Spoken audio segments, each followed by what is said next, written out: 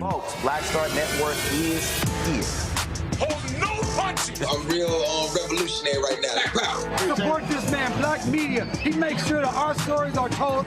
Thank you for being the voice of Black America, Roland. Stay black. I love y'all. All momentum we have now, we have to keep this going. The video looks phenomenal. See, there's a difference between Black Star Network and Black-owned media and something like CNN. You can't be Black-owned media and be scared. It's time to be smart. Bring your eyeballs home. You dig?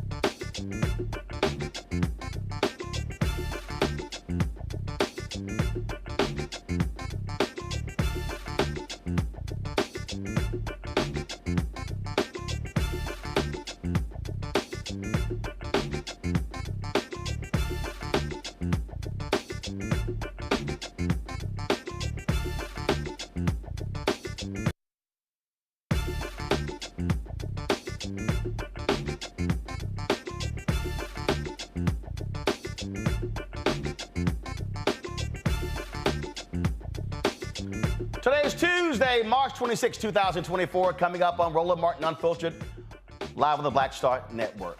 Maryland rescuers continue to search for missing workers after the Baltimore bridge, the Francis Scott Key Bridge, collapsed early this morning. We will break down exactly what happened there, where 6 workers are presumed dead. The U.S. Supreme Court heard a challenge to the Food and Drug Administration's regulation of what is called the abortion pill. Well, we'll talk about that and what happened in court. Also, we continue our focus on Tennessee State. Tonight, we'll talk with the Student Government Association president at TSU to talk about how what's happening in the legislature is impacting the student body. The cowardly white Georgia man who gunned down Ahmaud Arbery are heading to court Wednesday to ask that their hate crimes convictions be thrown out. We'll be joined by the NAACP President of Atlanta. Also, the Black Kansas man who was misidentified as a mass shooter is suing Tennessee Congressman who plastered his photo all on social media. And Deion Sanders says athletes should be able to choose what city and team they go to. I concur. In our Marketplace segment, a hip-hop twist on Charades. It's time to bring the funk on Roland Martin Unfiltered on the Black Star Network. Let's go. He's got it. Whatever the miss, he's on it. Whatever it is, he's got the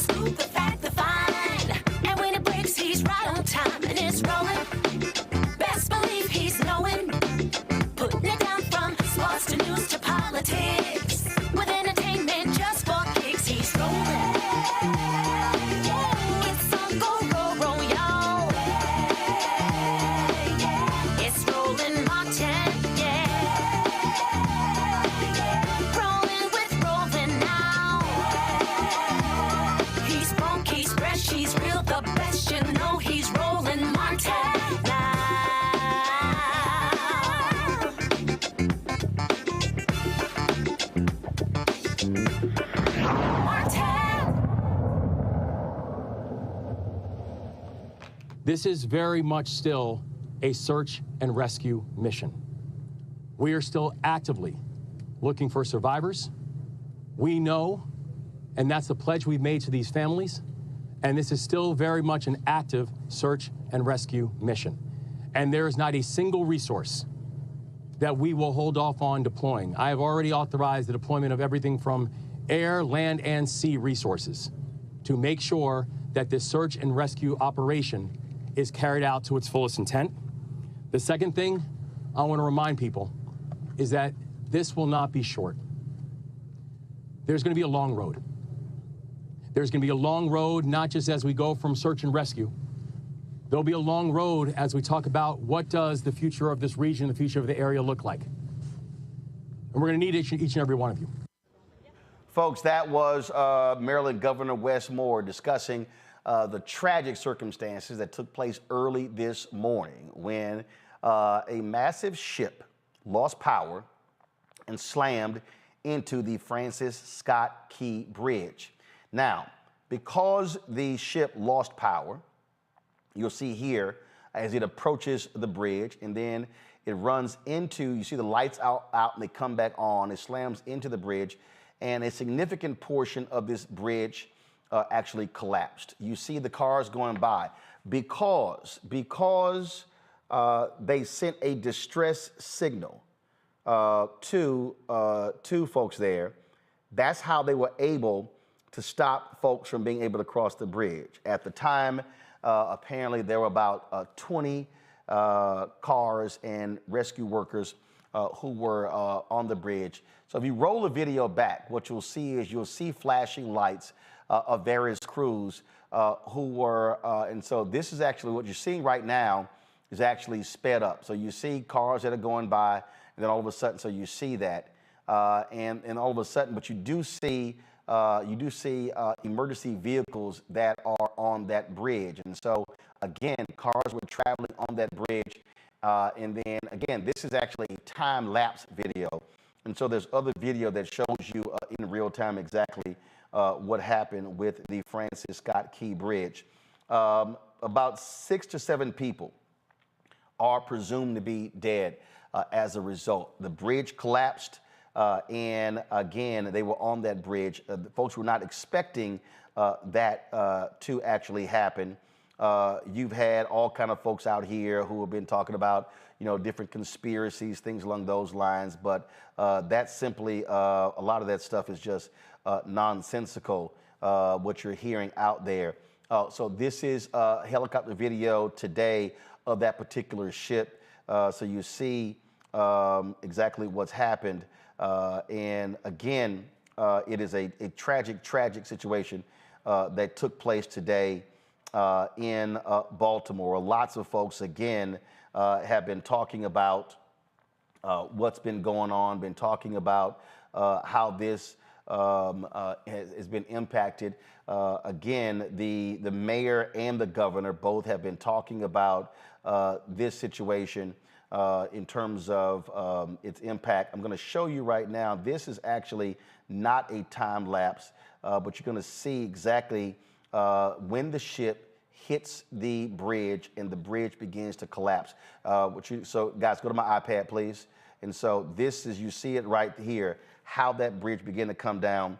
So cars had been stopped, and there were emergency cars that were actually still on the bridge, and you saw them there, and they actually collapsed into the water. And so that happened there. Also, earlier today, first of all, the governor was immediately, on the scene. The mayor, I was actually up till about 4 o'clock this morning and actually saw it happen.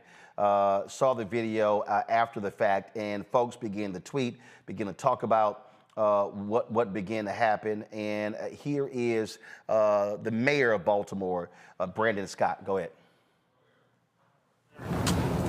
I think right now, sir, listen, we shouldn't even be having that discussion right now. The discussion right now should be about the people, the souls, the lives that we're trying to save. There will be a time to discuss about a bridge and how we get a bridge back up. But right now, there are people in the water that we have to get out, and that's the only thing we should be talking about. So what he's referring to, there was a question from one of the reporters about fixing the bridge and how soon is the bridge going to be up. And you hear the mayor there saying that, hey, this is absolutely no time for us to be focusing on that particular aspect. He's absolutely right. Tragic situation here. You've seen folks now talk about what this means in terms of infrastructure in this country, in terms of exactly how things have been handled. This wasn't a case, folks. This was not a case of, a failed infrastructure. This was a perfect example of a bridge being hit.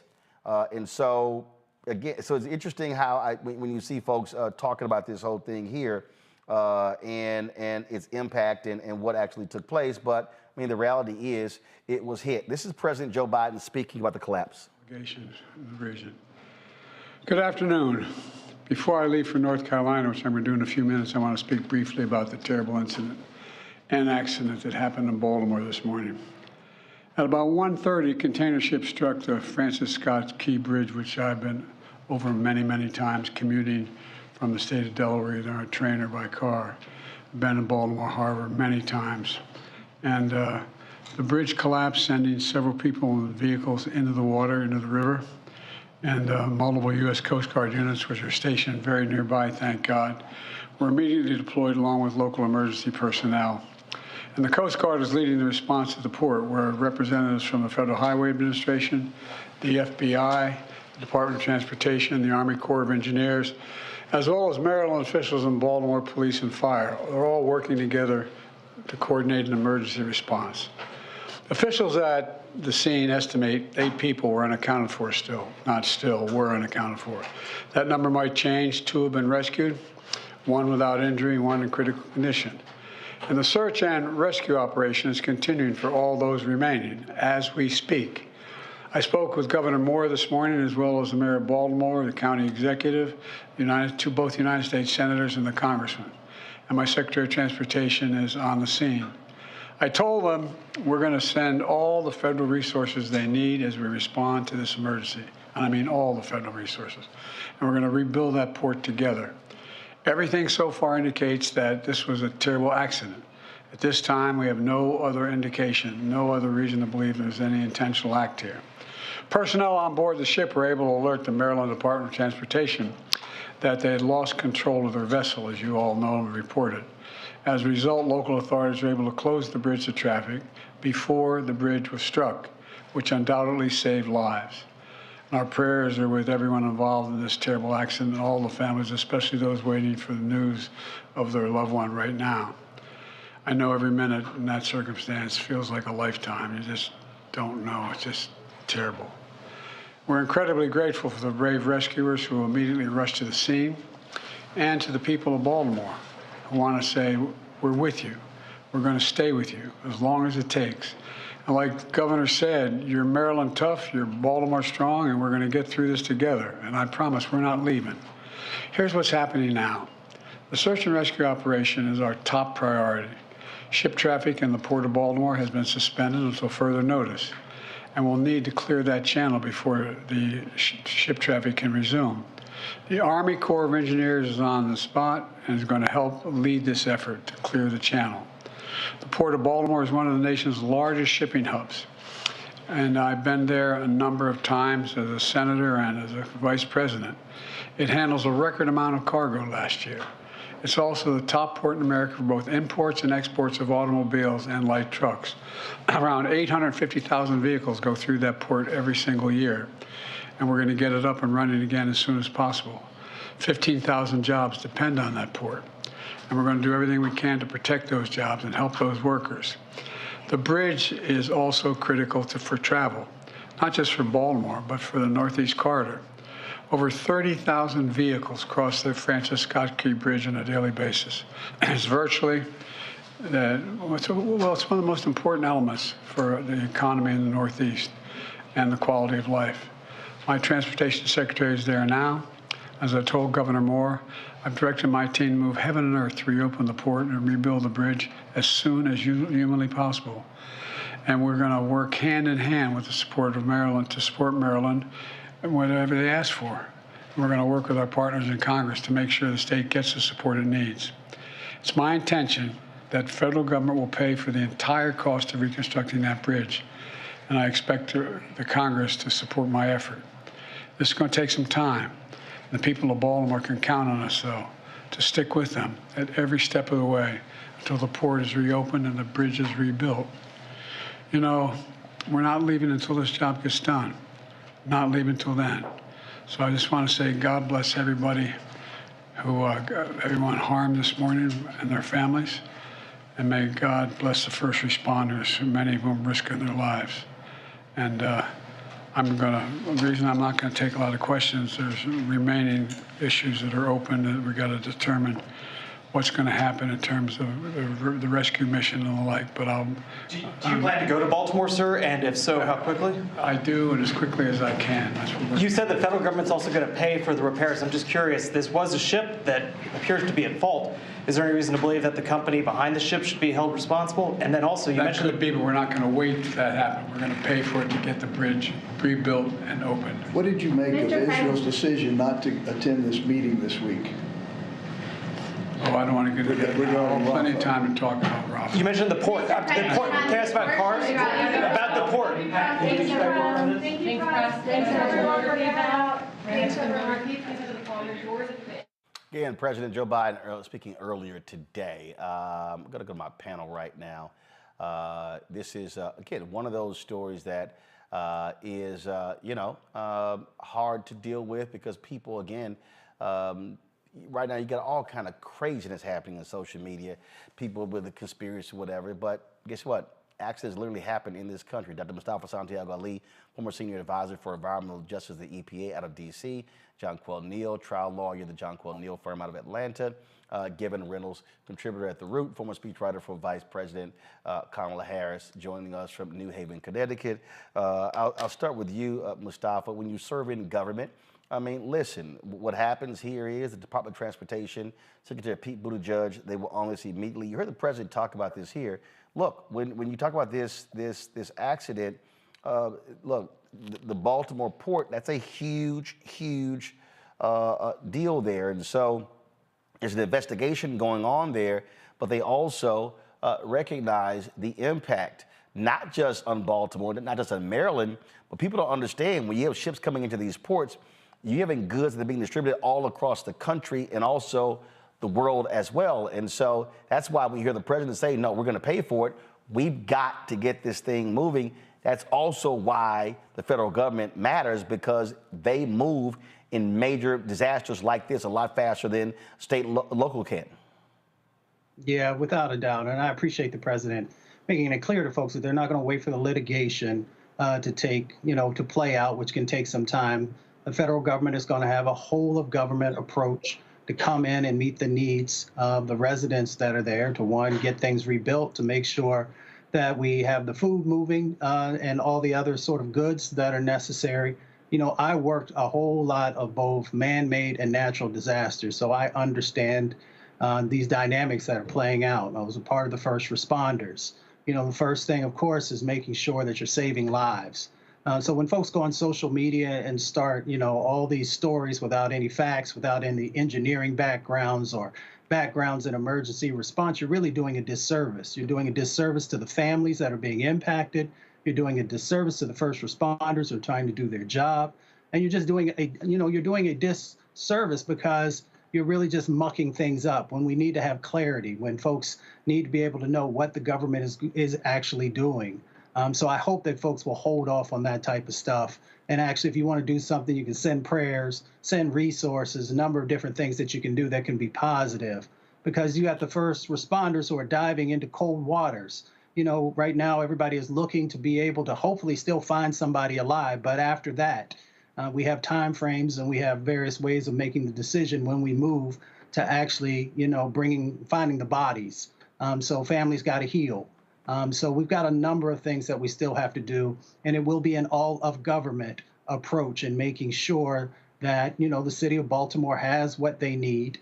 And then, of course, the city of Baltimore and the state will make sure that families have what they need as they go through the healing process and the information that they will need to be able to make whatever final decisions they might want to do. So I hope that folks will just honor the families and honor the process. Gavin, this is a live look of the Port of Baltimore. There is a camera that is always there, and so this, it was about, again, it was almost 7,000 people watching live around 3:30 this morning.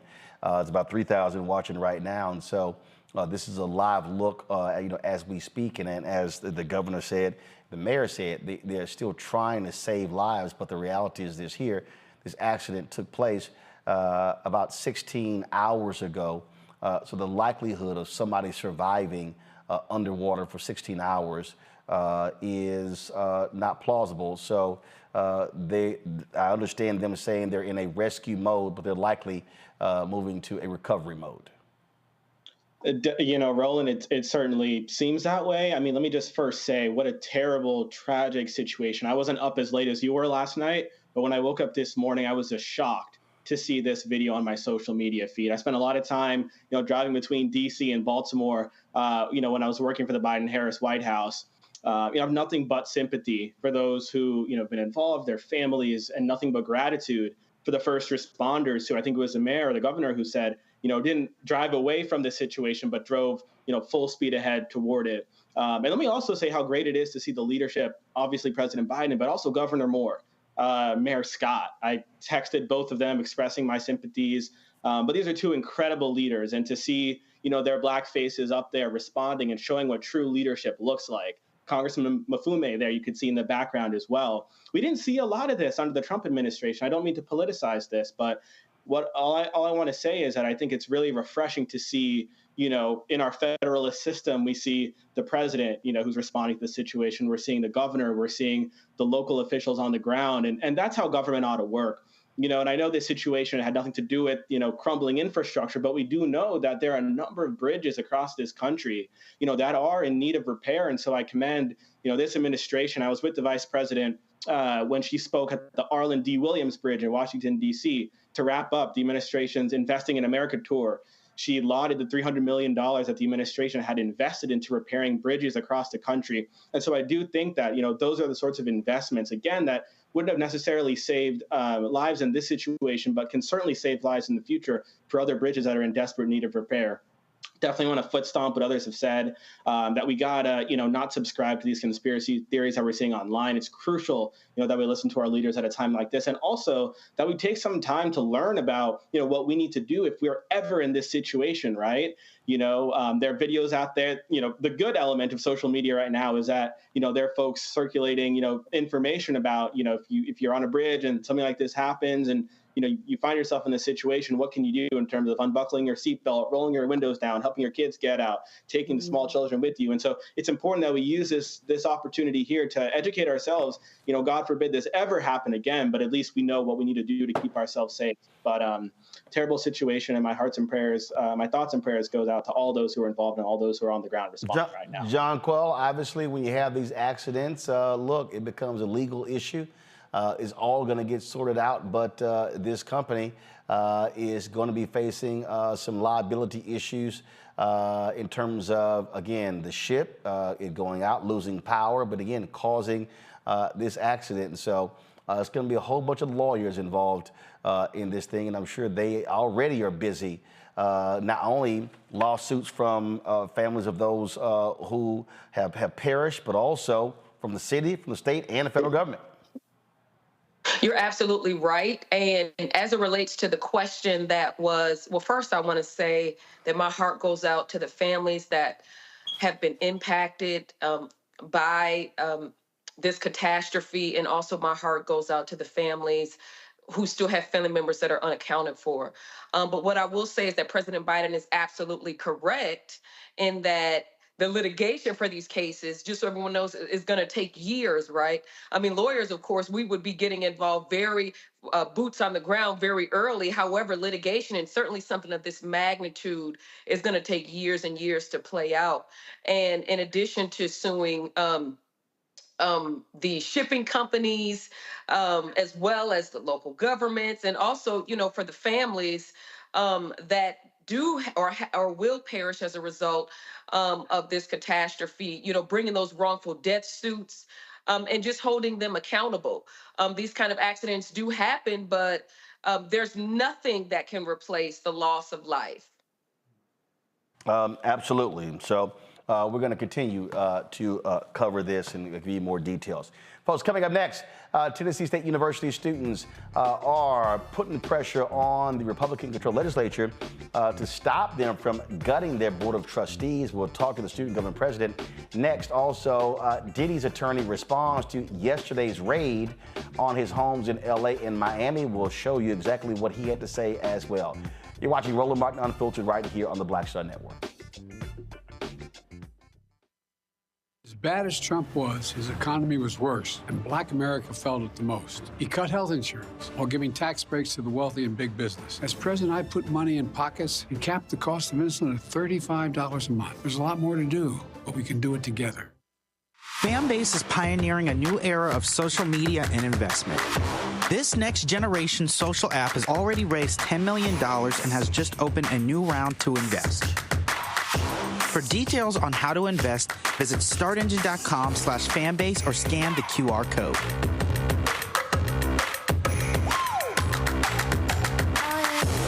Another way we're giving you the freedom to be you without limits. On a Next, A Balanced Life with me, Dr. Jackie. People can't live with them, can't live without them. Our relationships often have more ups and downs than a boardwalk roller coaster, but it doesn't have to be that way. Trust your gut. Whenever your gut is like, this isn't healthy, this isn't right, I don't like the way that I'm being treated. This goes for males and females.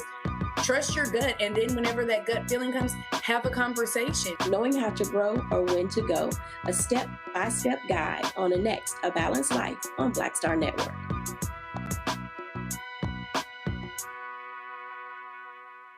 Hi, I am Tommy Davidson. I play Oscar on Proud Family, Louder and Prouder. I don't play Sammy, but I could.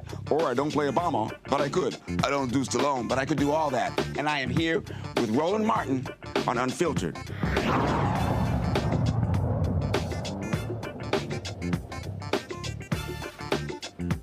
I'm ready. Folks, on Thursday, the Tennessee legislature, the House, is going to take up a bill that could impact the makeup of the Tennessee State University Board of Trustees. The Senate last week passed a bill getting rid of the entire board, yet the House bill could very well change. That could be anywhere from the governor appoints 3 to 4 of those members. Well, as a result, you are seeing so many people involved in this, students, alumni, faculty, others, are all focused on what is going on here, trying to make it clear that the state's only public HBCU must be better served by the legislature. Now, keep in mind, a couple of years ago, it was announced that the state had underfunded Tennessee State to the tune of $500 million. Well, Tennessee State has had an explosion of a student population over the past several years. When Tennessee State began to ask for half of that money, all of a sudden, the state began to ask different questions. And they weren't concerned about these issues before they asked for that money. Now you have President Glenda Glover, who's already announced her retirement. The board is in the midst of finding a new president. Now they're talking about getting rid of the whole board. Darrell Taylor is the president of the Student Government Association, Tennessee State University. He joins us right now. Glad to have you on the show, Darrell. So this has been, in many ways, a group effort. You've had state senators, House members, students, faculty, alumni, other groups. So a lot of people have been involved in raising the awareness of what's been going on here at Tennessee State. This effort to get rid of the board is the latest issue. Before, so it's been one thing after another, really over the past 15 months. Yes, it certainly has. And it's an issue that we're really working to ensure that we're united upon. And that's something that, we can attest to. We have had several different stakeholders of the universities, students, the administrators, even parents, faculty and staff, alumni, because this matters to everyone who is affected by the university. And we're not understanding why this issue has spread it out so long when, the truth is the truth, the history, and the numbers are the numbers. Talk about what are you hearing from your colleagues? What are you hearing from other students? What concerns are they are expressing with the constant attacks on Tennessee state leadership by Republicans in the legislature? Well, before I continue, I would definitely like to thank you so much for inviting me here. I really appreciate this opportunity to talk to you about the issues surrounding my university. That is the first step. And, you asked what students are looking for and what's concerning the students, what's at the top of their mind. And honestly, it's having a voice. I do believe that it's pretty easy for people to make decisions for students or on behalf of the students, but not necessarily with the students or along with the students. And I think that's something that we desire a little bit more, because the more we have a voice at the more we have an understanding of how we can play a part in resolving this issue on both ends. We want our university to maintain the best branding possible, and we feel that the several attacks towards our university continue to not to help our university not look the best light. And we've done so many transformational things over the past few years, and we don't like the hits that are continuously being given to our university. So we want to have a little bit more of a voice, and things of this nature, being able to speak publicly about how we feel, that's what matters, and that's the opportunity that we have to express our feelings about the situation. Let's be clear, the students, they have representation on the Board of Trustees. There's a student trustee, there's a faculty representative as well. When you look at this decision to say, hey, the governor should appoint all 8 members, look, we see what's going on in Tennessee, and for a lot of alumni and students of Tennessee State, they don't think that's appropriate, considering how the university, frankly, has been ignored by state lawmakers for so long. And that's totally correct, and as this issue continues to unfold, we constantly wonder, okay, why haven't the legislators reached out to us? Why haven't they inquired, visits to campus or actually an understanding of what the student experience looks like? And if we don't see representation now of our university at the state level, then we're not going to see it in a few months. And I think it's very important. I'm glad you mentioned our student representative, because I work very close with the student representative. And as leaders of student government, we're able to constantly serve as the liaisons of what the students are feeling, how the students are moving, and what are the top priorities. And without us having those opportunities to essentially network or have a relationship with our board, you essentially you take away the power from the students. And this is the same for faculty and staff and their representation on the board. I think it matters for us to decide who governs us. It allows us to have a more fluent way of communication and running the university. And we don't feel that it makes a lot of sense to us that we have people governing our institution who we have no idea, who they are, what they represent, or what their priorities could be. This here is the current Board of Trustees. You see Dr. Deborah Cole, Stephen Corbell, Van Pinnock, Dr. Richard Lewis, Pam Martin, Obi McKenzie, Andre Johnson, Dr. Joseph Walker, and the faculty trustee is Dr. William Johnson. Sean Wimberly is the student trustee. And so those are the 10 members of the Board of Trustees. And again, what the Senate what they would do is the governor would appoint 8 of those folks there. One of the things that is happening, we're going to actually be in Nashville on Monday. There's going to be a news conference taking place at 11 a.m. On Monday. You, as well as and other students, have invited us in to participate in this. And the thing here, this here, folks, is the graphic right here that we're going to be distributing. It's really hot off the press. This is taking place at 11 a.m. Central Standard Time in the rotunda of the Tennessee State Legislature. We are going to be live streaming this on the Black Star Network.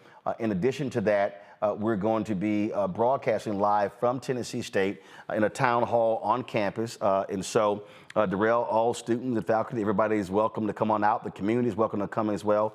I'm waiting to get from my producer and from TSU the location of that. It's going to be very similar to what we did when we went down to Bethune-Cookman because we want to hear from all the different voices. And like I said, there are a lot of people involved, but I want people to understand this here. And so these are the issues that we're going to be talking about at the news conference and also in our town hall here.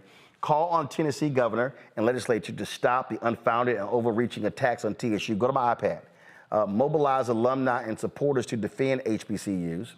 Call on all people of goodwill to challenge attacks by extremists. And so we got to actually I edited this earlier. That still has not been fixed. So extremists will be corrected before we send it out. In state legislatures towards HBCUs around the country. Demand equitable funding after years of underfunding and mobilize voting power to challenge state legislatures. So, Darrell, here's the thing that people don't understand. And that is this issue with Tennessee State is not just about the Board of Trustees. This legislature found $1 billion to give to the Tennessee Titans for a new stadium. Yet they owe Tennessee State $500 million of being underfunded. So to complain about dormitories, to complain about facilities, when you've underfunded the school to the tune of $500 million, that's actually shady and it's a joke. That's one. But the other thing is this here, is that you have land grant institutions. Tennessee State is one of them. And the federal government, based upon data, has shown that land grant HBCUs, frankly, have been cheated out of $13 billion over the past 30 years. So what we're doing on Monday, standing with you and others and with the town hall on Monday, is not just focus on the Board of Trustees and not just focus on Tennessee State, but to get black people to understand this is an attack on all HBCUs nationwide, and this should be a call to arms to HBCU students, alumni, faculty, staff, and black folks at large to understand the battle that we are in. Right. That's very true. This is an attack on the community as a whole. HBCUs are the nest of the resources that we have in this world. HBCUs are crafting the next generations of students, the next generation of leaders and entrepreneurs. And I think it's very important to invest into HBCUs, and to see this happening across the board. It's really disheartening as an HBCU student. Like it's disheartening, and we're looking forward to seeing some specific initiative taken to turn around this, to right these wrongs and to turn around these strategies, because TSU isn't in this alone. There's too many other HBCUs that are facing similar funding disparities, and it does not make any sense. As African Americans, we arrived in this country, we didn't have the ability to read or write at all.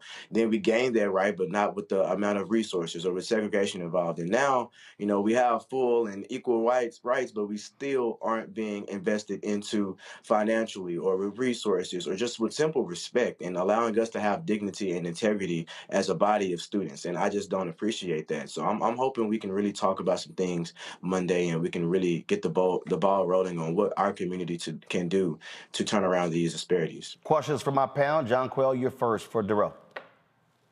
Yes, and thank you so much for being here. Of course. I was able to read up a bit that there was a housing crisis with some of the students there. What has been, number one, what alumni engagement has been involved in assisting with housing? What are some of the opportunities or things that the university has done to assist with housing?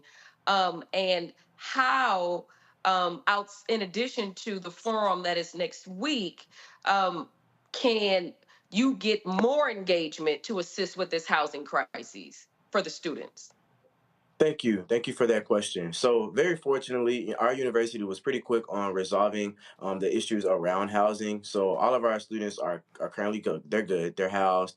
I would say during that issue, I think HBCUs across the country faced the influx of students just because we are valuing ourselves a little bit more in our community, the need for us to invest into ourselves and to each other. So I think that was something that was across the board as far as the influx of students.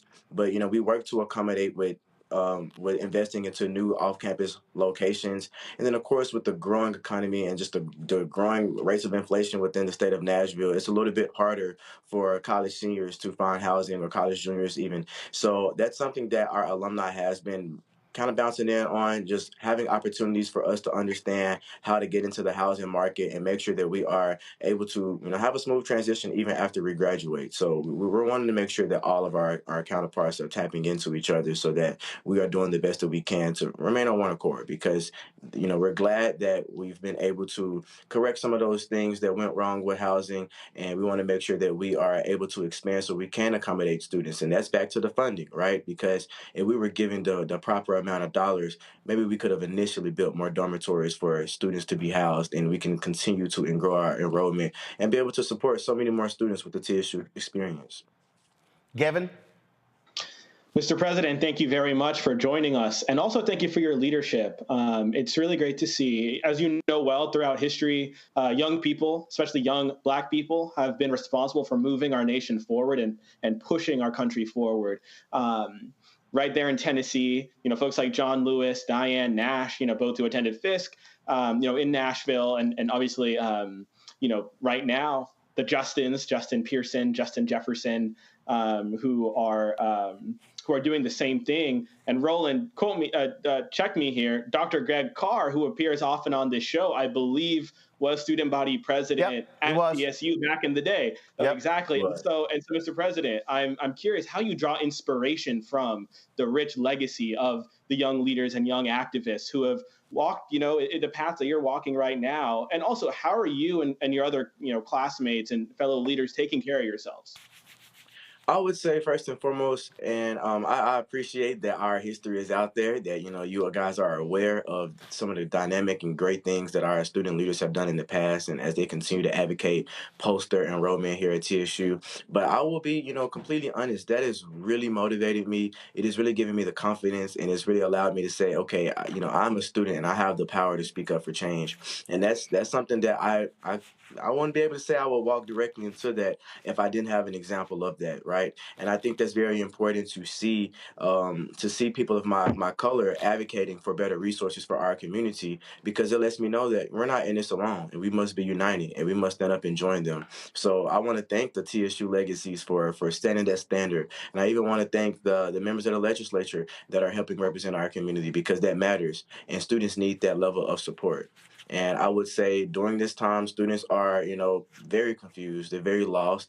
We're wondering why these decisions are being made, why so harsh, what do they mean, why is this situation, continuing to drag on and on and on, when as students, we know that we have money that could be pouring into our university that has not been. So I think that's where we're at, and we're wanting to kind of have some stability in how we're dealing with these things. And we want to be able to hear directly from legislatures as far as their tangible plans to enhance our university. Mustafa? Brother, I'm so proud of the work that you're doing. I have lots of questions for you, but I'm going to just stick with this one. There's an old quote that talks about, it's not the voices of our enemies, but the silence of our friends. I'm curious, which friends are standing up and supporting you? Are our major Black organizations and allies who say they're allies to our community, are they showing up? Do you need more from them, or do you have enough? I would say Black Voters Matter. I would say we have a Save TSU Community Coalition, and then our chapter of the NAACP. We've been working pretty hard to, remain engaged on this issue. I do want to appreciate, those entities. I definitely say we certainly need more because of how big Darrell, when you say our chapter, you mean the campus chapter or the Nashville chapter? A little bit of both. So our campus chapter is partnering with the Nashville chapter. So, we've been in discussions with them about what we can do to, further assist with this issue. And I would definitely say we've had some friends in the legislature. Senator Ahmaud Arbery, she's been a big help.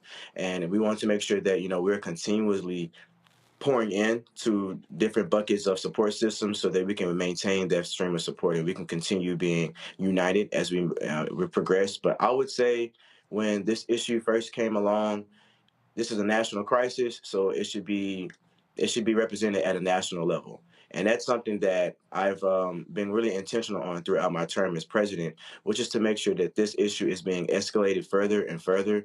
So we certainly need more support. All hands on deck. Anyone who would like to see our HBCUs be supported should be advocating for this issue. Oh, absolutely. And what we're also seeing is that, again, we're going to be coming in on Monday, but what is happening on Thursday? I understand that that the Equity Alliance, IMF, and some other students are having an action event on Thursday. Can you tell us about that? Right. So we are planning to sit in the gallery at the House of Representatives floor. So we want to make sure that we are right there, defending our university, speaking on behalf of our university, and hopefully if things go well, we're proud of what we've been able to advocate for at that moment. I would say, and the organizations that you've mentioned, they've also been a huge help to us, and we would definitely want to send them our kudos for that. But yes, Friday we're asking students, family members, community members, faculty and staff, we're asking everyone to make sure that they're present to have a seat at the table. Once again, I mean, if we're not given a seat at the table, we must bring our own. And so do this here, whatever the students are doing Thursday, if y'all are going to be live streaming stuff, certainly let us know so we can cross-stream that and push that out to a lot more people as well. And we look forward to, first of all, I want to thank you and thank Sean for sending the invitation for us to come in on Monday. It's always important for national voices to stand with folks on the ground who are already doing the work. And really what it's about is, as you said, is amplifying the work that's already being done to a much broader audience. And so that's what we're going to be doing. And so we're going to be live streaming what takes place at 11 a.m. Central, noon Eastern on Monday in Nashville at the, again, Tennessee State Capitol in the Rotunda. But on Monday night, we're going to be on Roland Martin Unfiltered. We'll be broadcasting live from the campus of Tennessee State. I'm waiting to find out where we're going to do it. And we certainly want to have those student voices there, sharing their perspective, but also, of course, faculty, staff, and people from the community, because what happens at Tennessee State is not just the campus. It impacts the broader community as well. It seriously does. And we're glad that we have more and more people willing to support us, because as students, it can become, really easy to feel alone in things like this, especially we're shaping careers. Here we're trying to be nurtured and elevated by our university, which we have been. And most importantly, we want to make sure that we graduate with a college degree. We shouldn't have to face so many issues of this sort when doing things like that. And something that I've kind of come into realization during my senior year is really considering some of the sacrifices students make being an HBCU student, because being an HBCU student really does pour into you in so many different ways. So we sacrifice maybe not having the best housing or maybe not having the best facilities and resources, because we understand that our community isn't as valued. So, it's like a lesser of two, extremes when it becomes on removing our board or not giving us our finances. These are both things that help us flourish despite the disparities that we've already overcome. So I think it's important to have this support, and I appreciate everyone present today on this call, and I'm just very appreciative that we're able to continue escalating this issue to a national platform. All right, we surely appreciate that. First of all, is it Darrell or Darryl? It's Darrell. All right, just making sure, okay? Black folks will spell it Darrell, be like, no, it's Darryl. So we want to make sure there. All right, I understand. Look, I get Ronald. I'm like, dang, Ronald's rolling. So I understand. All right, Darrell, appreciate it. Look forward to seeing you on Monday. Thank you so much. Look forward. All right, thanks a bunch, folks. When we come back, Diddy, his attorney, is speaking out on yesterday's raid at his homes in Los Angeles and Miami. We'll have that next. You're watching Roland Martin Unfiltered on the Black Star Network. Support us in what we do. The goal is to get 20,000 of our fans contributing on average $50 each. If you can't give that, look, we totally understand, but if you can give more, that's great as well. That would raise $1 million. That goes a long way for us being able to cover the news that matters to us, for us to speak to the issues. Look, you take what's happening with Tennessee State. I'm telling y'all right now, national media is not talking about that. You're not going to hear Tennessee State talked about on MSNBC, CNN, Fox News, ABC, NBC, CBS. Hell, I don't even know what's being talked about by other black-owned media outlets. Well, we are. And so when you support Roland Martin Unfiltered and the Black Star Network, you're supporting a black-owned media outlet that cares about the news that impacts our community. Folks who give during the show, I will give a personal shout out. And so you can give, you can send your check and money order. P.O. Box 57196, Washington, D.C., 20037-0196. Cash App is $RM Unfiltered. PayPal are Martin Unfiltered.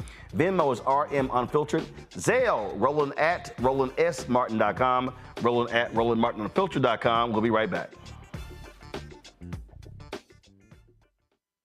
Terry and I, we couldn't play in the white clubs in Minnesota. It felt like such a, strength through adversity type moment that I think black people just have to go through. We have to figure it out. Right. We make lemons out of lemonade. But there's a reason we rented a ballroom, did our own show, promoted it, got like 1,500 people to come out. Clubs were sitting empty. They were like, "Where's everybody at?" And I said, "They're down watching the band you wouldn't hire." So it taught us not only that we had the talent of musicians, but we also had have the talent of entrepreneurship. It wasn't like a seat at the table. It's like, no, let's build the table. That's right. We got to build the table. And, that's right. And that was the thing. And of course, after that, we got all kinds of offers. Of course. Right, to come play in the clubs. But we didn't do it. We said, like, no, we're good. No, we're good. We're good. And that's what put us on a path of national. And of course, when Prince made it, then it was like, okay, we see it can be done.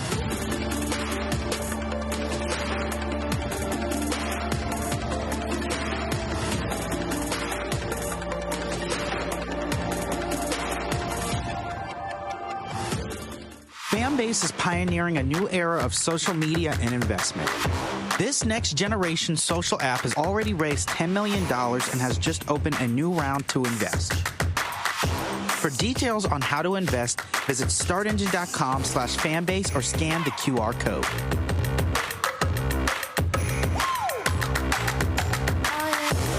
Another way we're giving you the freedom to be you without limits. What's good, y'all? This is Doug E. Fresh, and you're watching my brother Roland Martin Unfiltered as we go a little something like this. Hit it. It's real.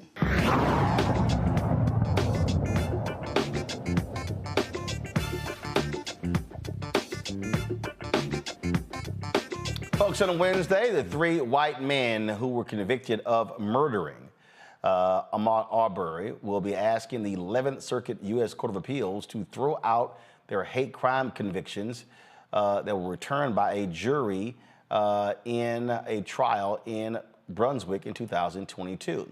Attorneys for father and son Greg and Travis McMichael, as well as their neighbor William Roddy Bryan, say their clients chased Arbery because they mistakenly believe he was a criminal, not because of his race. Travis McMichael's appeal argues a technicality, saying prosecutors failed to prove that Arbery was pursued and killed on public streets, as stated in the indictment used to charge the three men.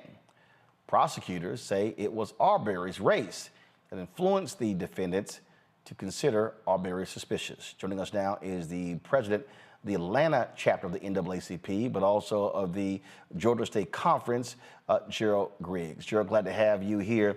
I mean, look, first of all, there were state charges as well as federal charges for these white racists. And look, they're trying to get out, but the feds did an excellent job laying this thing out. I doubt they're going to be able to gain any traction with the Court of Appeals.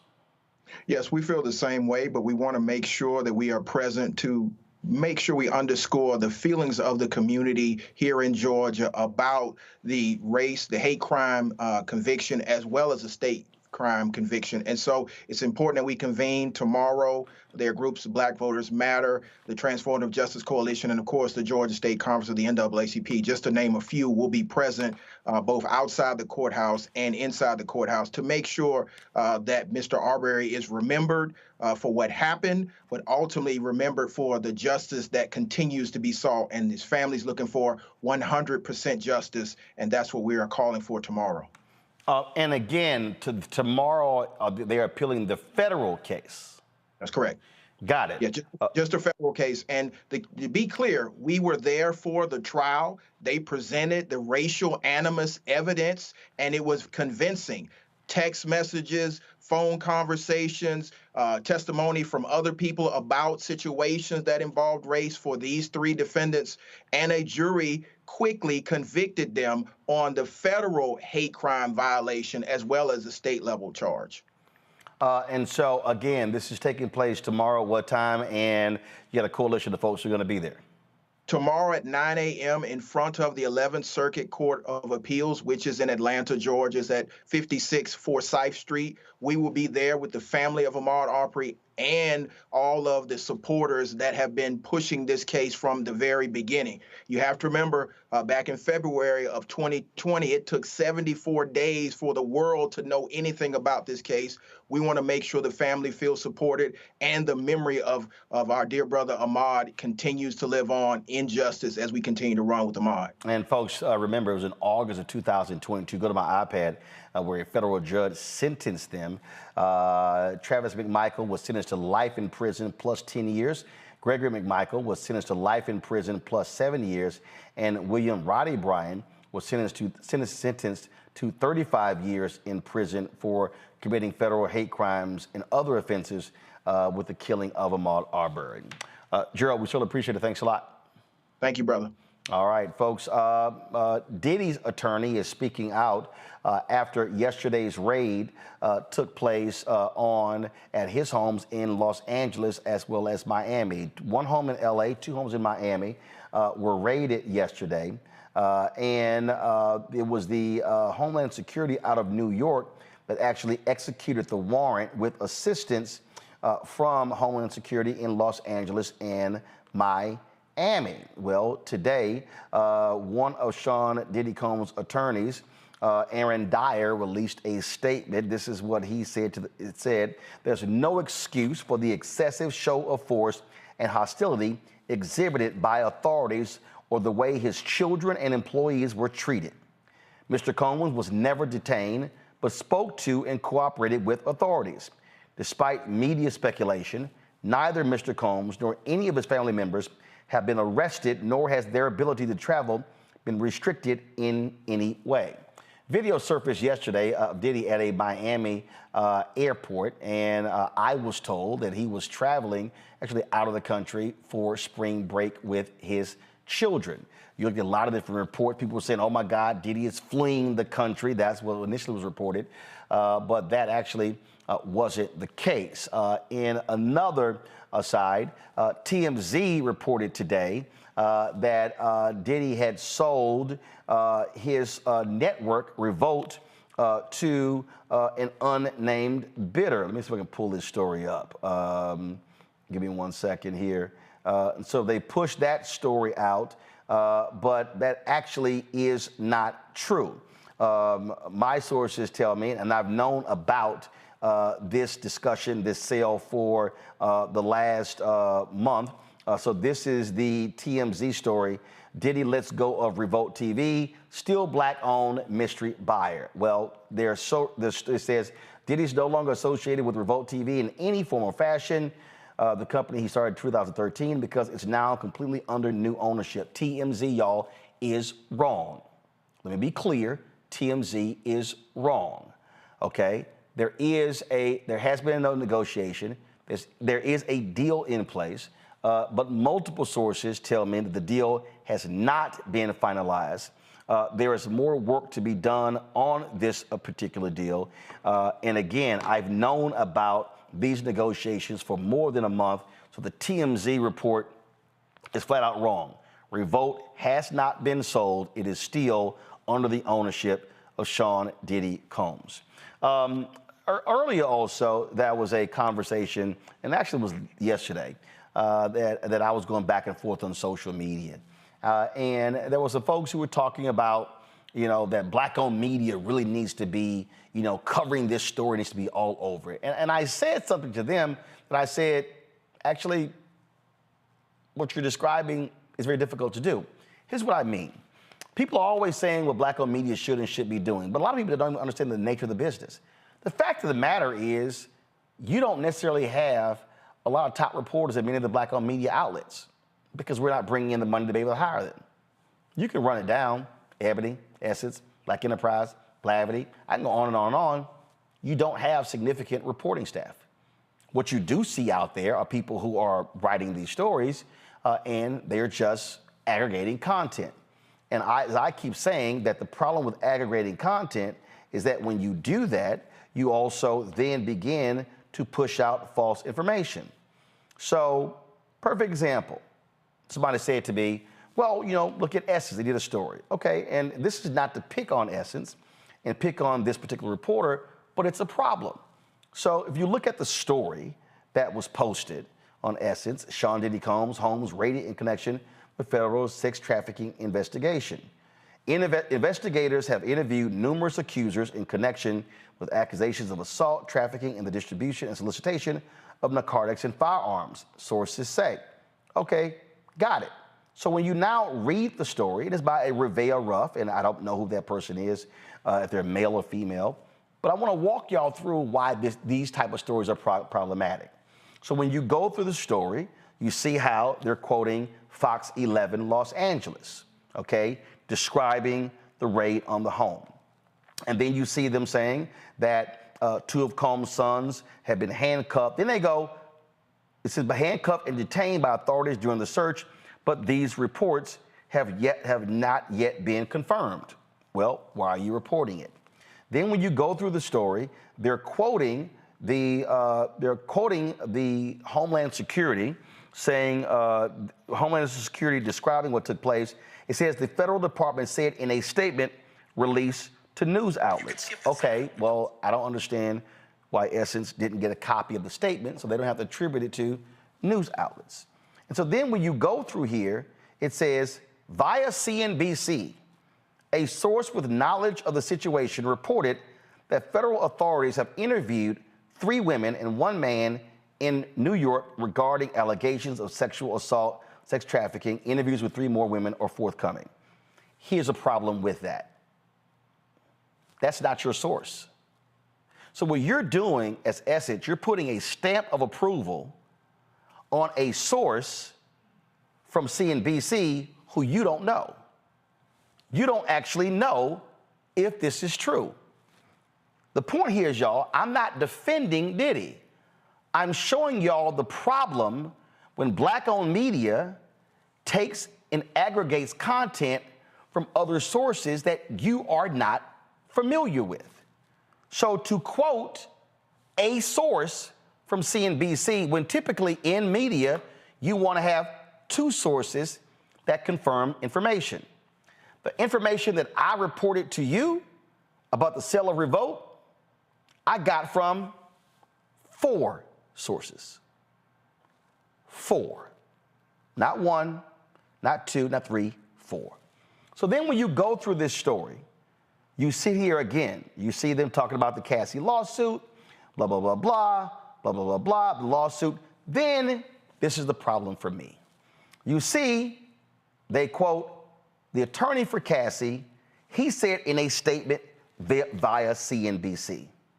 And that's it. Nowhere in this story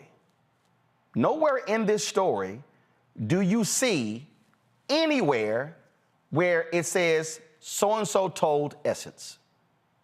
Nowhere in this story do you see Essence call Diddy or reach out to Diddy and his representatives to get comment on the story. Yesterday, when the raid took place,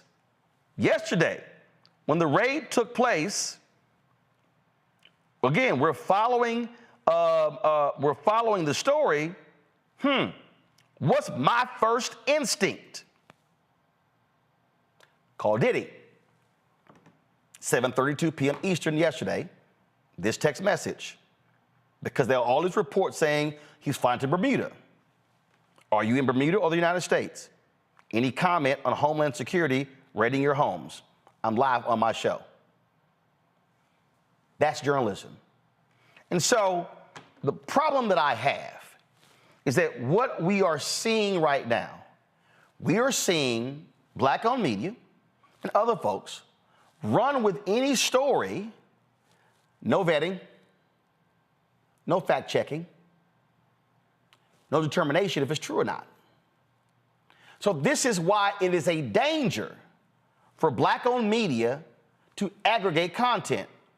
What happened to picking the phone up yourself? What happened to calling yourself?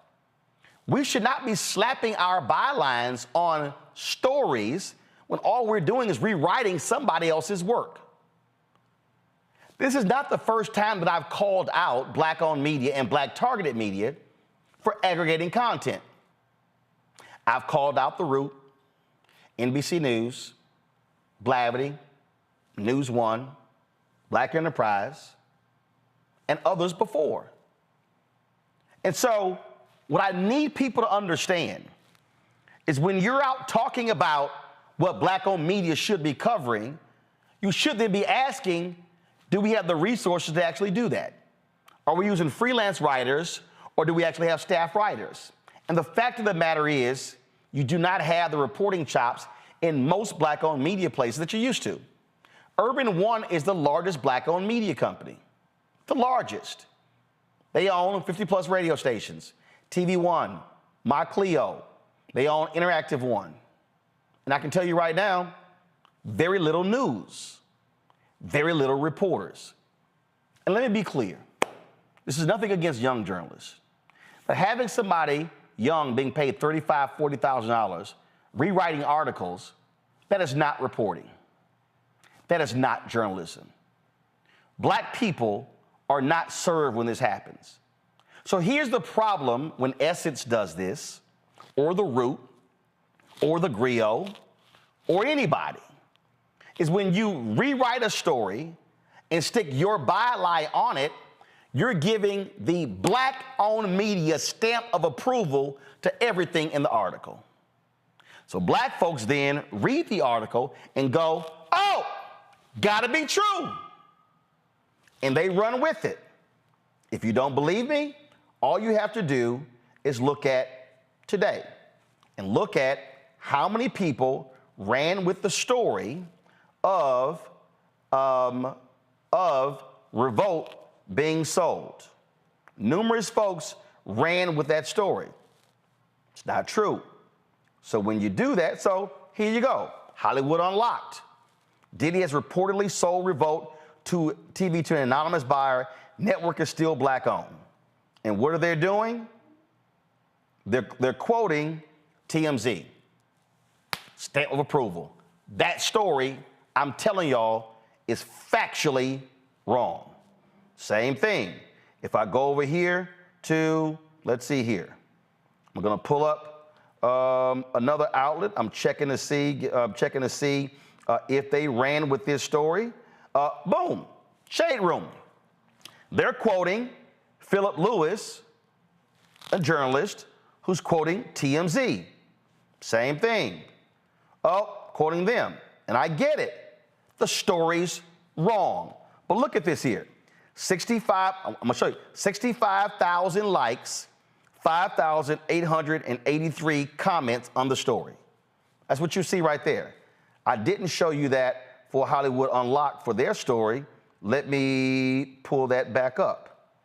Their story, 735 comments, 4,378 likes. Okay, so that's their story. So if I go over here to, let me see here. If I go over to, give me 1 second, I'm double checking. Hold on. So, Jasmine Brand, know them well. They post a story, it's the end of an era. According to a report from TMZ, Diddy is no longer associated with Revolt. 6,775 likes. Again, 17 comments on here, okay? Quoting them. All right, I'm gonna do one more. And the reason I'm going through this because I'm trying to show y'all what happens when stuff is reported and then it's passed on through black-owned media and people see it and they go, oh, it was in the Shade Room. Oh, it was in this. Well, perfect example. Baller Alert, same thing. Headline, Revolt TV has a new owner. Diddy sells all shares. Read more, balleralert.com. It's wrong.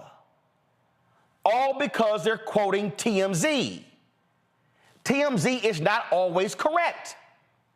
And so black-owned media, pick up the damn phone and call somebody. Actually verify, check something. Not a single person here would like for somebody to do a story reporting erroneous information. And so we've got to understand that black-owned media owes it to black people to not just report anything white media reports. Perfect example, before I go to my panel on this. The Washington Post did a story that essentially said that Tamika Mallory, Carmen Perez, Bob Bland, and Linda Sarsour had been run out of the Women's March. It wasn't the case. They were term limited. They couldn't run again. They didn't get voted out. They didn't resign. They were term limited. But guess what happened? News1.com, Blavity picked the story up. I saw it and I called both of them saying, take that shit down. It's wrong. How can you be a black-owned outlet and you don't try to call Tamika or Carmen or Bob or Linda? I remember the Washington Free Beacon wrote a story about Biden administration handing out crack pipes. It was a BS story. Black Enterprise rewrote it. I emailed the ownership and the editorial leadership of Black Enterprise saying, your story is wrong. Why are you rewriting a BS story from a conservative outlet which was designed to actually cause misinformation? And lastly, and I'm walking y'all through this, when the Associated Press reported that the Biden administration cut funding to HBCUs by $35 billion, Newsweek picked the story up, blew it up on their cover. Black people, activists, and all kinds of different people, and I'll say it, I remember Jamal Bryant, Tamika Mallory, both had posted it on their socials. Hey, take that shit down. It's wrong. I said, they got it wrong. We covered this, so you know what happened? I knew the story. First of all, when Biden was running, he said the amount of money they wanted to give to black and Hispanic serving institutions. I want y'all to understand how misinformation works. So then when AP writes the story and Newsweek writes the story, they say the cuts to HBCU funding. Black folks lost their minds. First of all, he pledged the money to black and Hispanic serving institutions. Well, guess what? When he introduced the first bill, it was a $10 trillion bill. The full $35 billion was in the bill. Congress then was like, yeah, we ain't spending $10 trillion. So it got cut to $5 trillion. Then it got cut to $3 trillion, then $2.5 trillion, then the $1.5 trillion. Then Manchin and others said that's still too much money. So when they say Biden cut it, no, he proposed it. Congress is like, we ain't passing a $10 trillion bill. I dare any of y'all to Google it right now. You'll see it.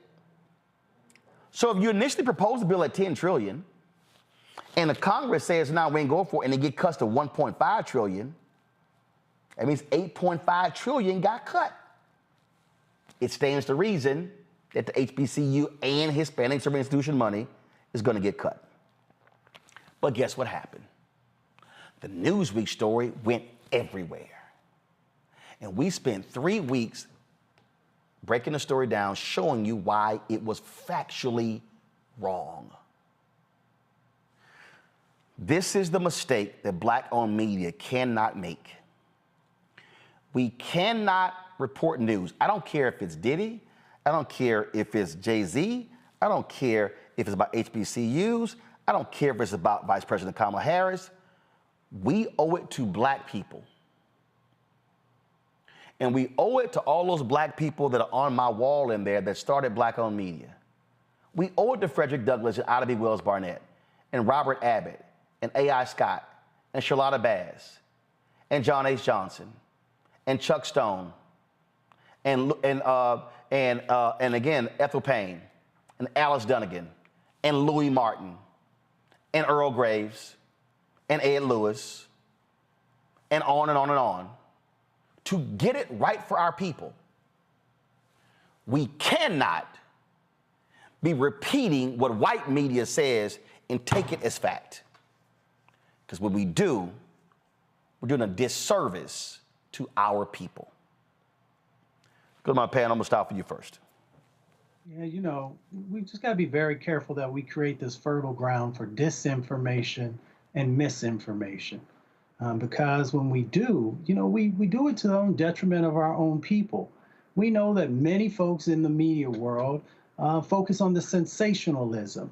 And, well, you know, many folks will do anything for likes and retweets and all these other types of things, even sharing information that they know is false or that they haven't verified. So we just have to be very careful, especially in the time we're living in, because there are those individuals who will feed that misinformation so that they continue to deconstruct our communities, both our trust and the set of actions that we need to be able to move forward in a positive direction. John Quell? You know, to add to what was just said, you know, it's interesting that with all of the blogs and a lot of the Black-owned media, not only is it just about the likes and the comments, but it's also just about who can get the most followers, and also, you know, just wanting to report the scandalous nature of something.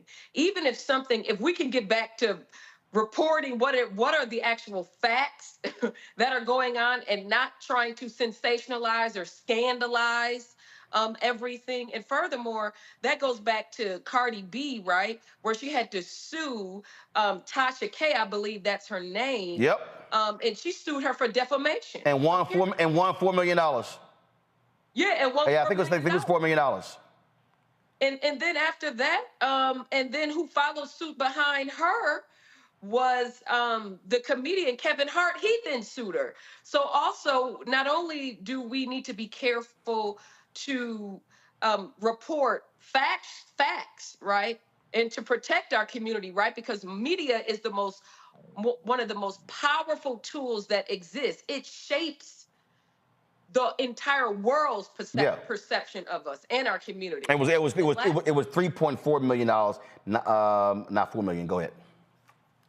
And furthermore, when Black-owned media, when you are calling to get the facts of our own stories, don't try to extort the individuals either, because then that precipitated Kevin Hart then suing her because he was given some demands that if he didn't pay a certain amount, that this story was going to air. So don't do that either, right?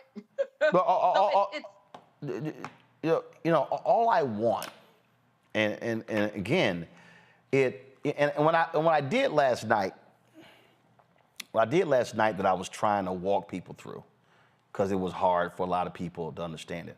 And also today, I was trying to walk them through the economic reality.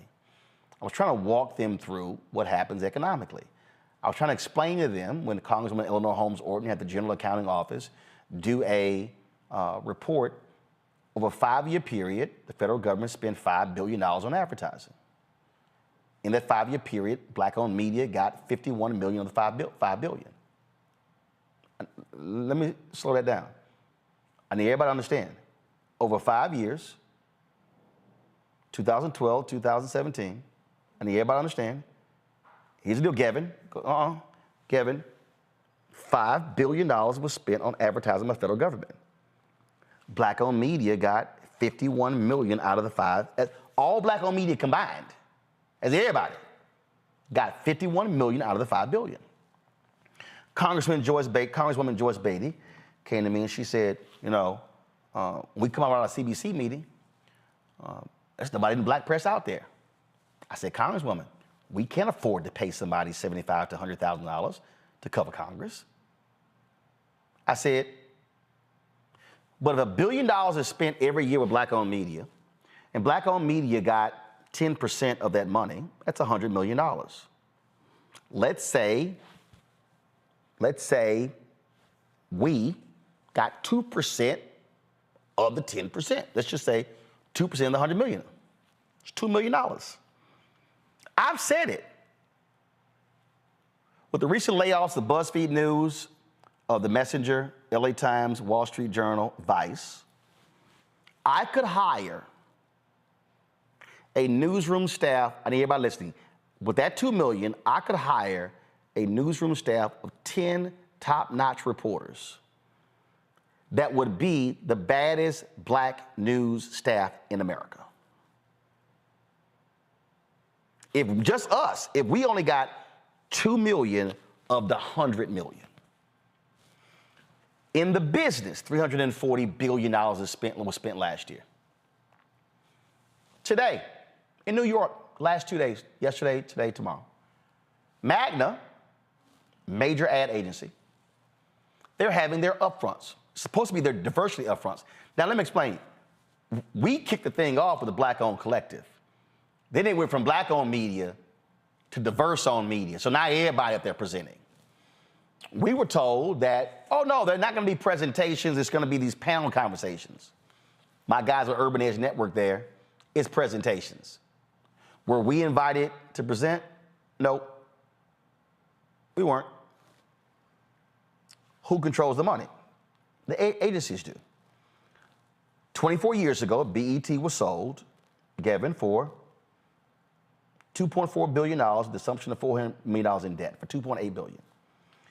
Black-owned media was getting 1% of all ad money in the year 2000.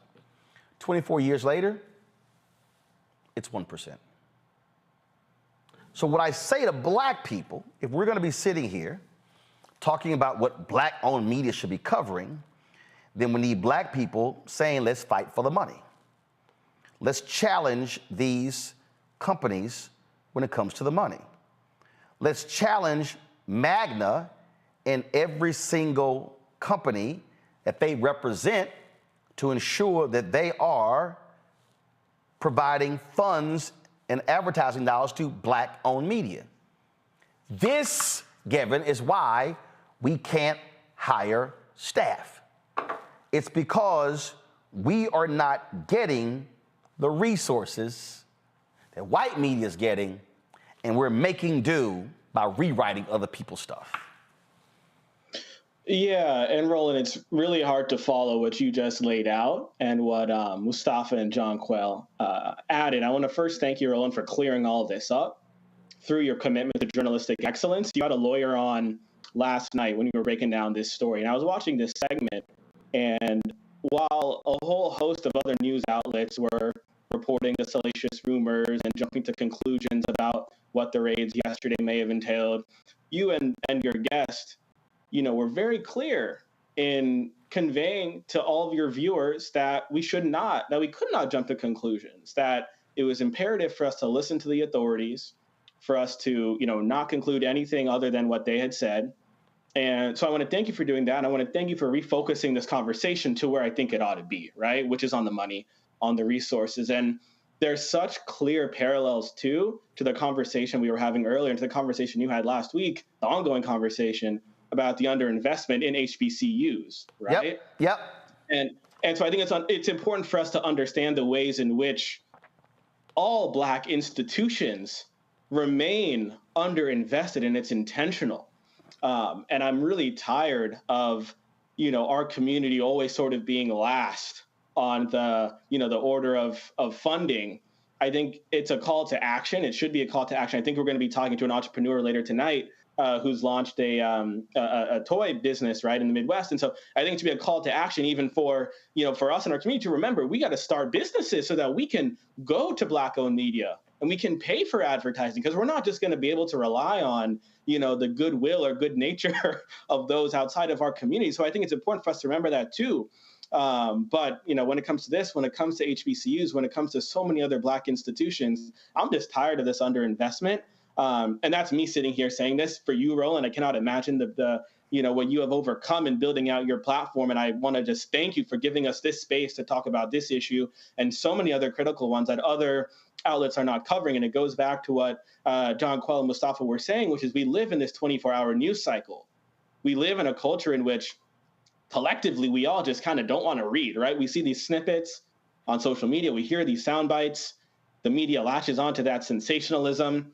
And as a community, we have come to distrust, right, the mainstream media in a lot of ways. And so we then turn to the Black media, and we have such trust in Black media. Again, same can be said about our Black institutions, HBCUs, Black doctors, right? All of these different institutions. And so, as you said, right, Black media owes it to our community to make sure that we don't cut corners when it comes to our journalistic standards. But of course, like you said, this all comes down to the money.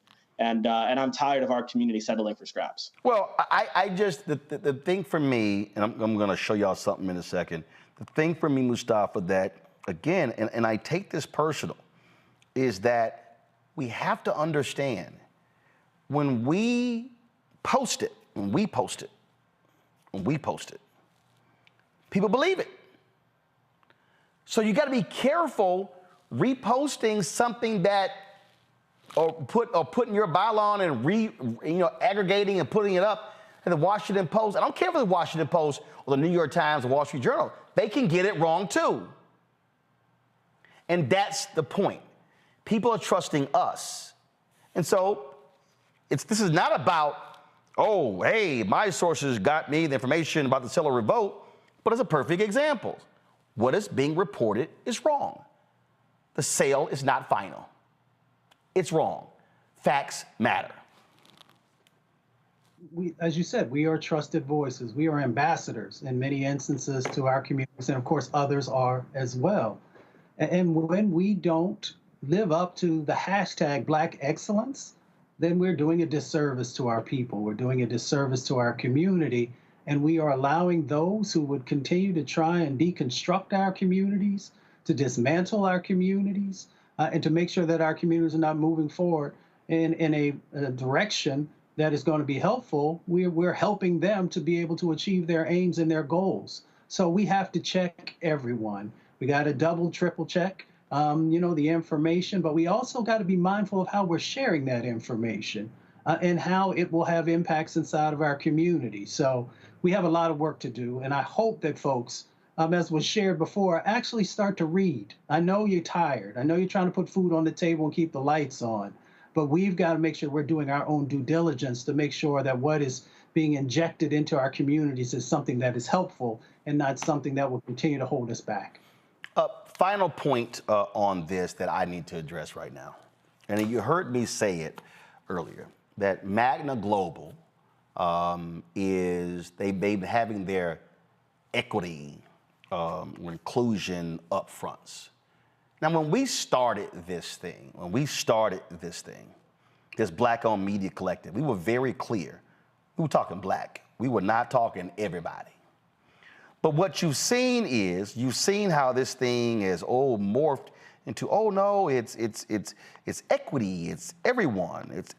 In fact, I'm sitting here, I'm going through emails right now, and I'm looking when we first started this, and I'm looking at emails going back to 2021 when they had their media day. And and so it was like, their media equity up front. 2021. Do y'all realize that it'll be 3 years? It'll be 3 years in March or May. We haven't gotten a single dime from a Magna Global client. But what I want to show y'all what happens when we focus on Black-owned and then how they try to shift it to put everybody in the same category. This is the video on Magna Global's Instagram page right now. Watch this.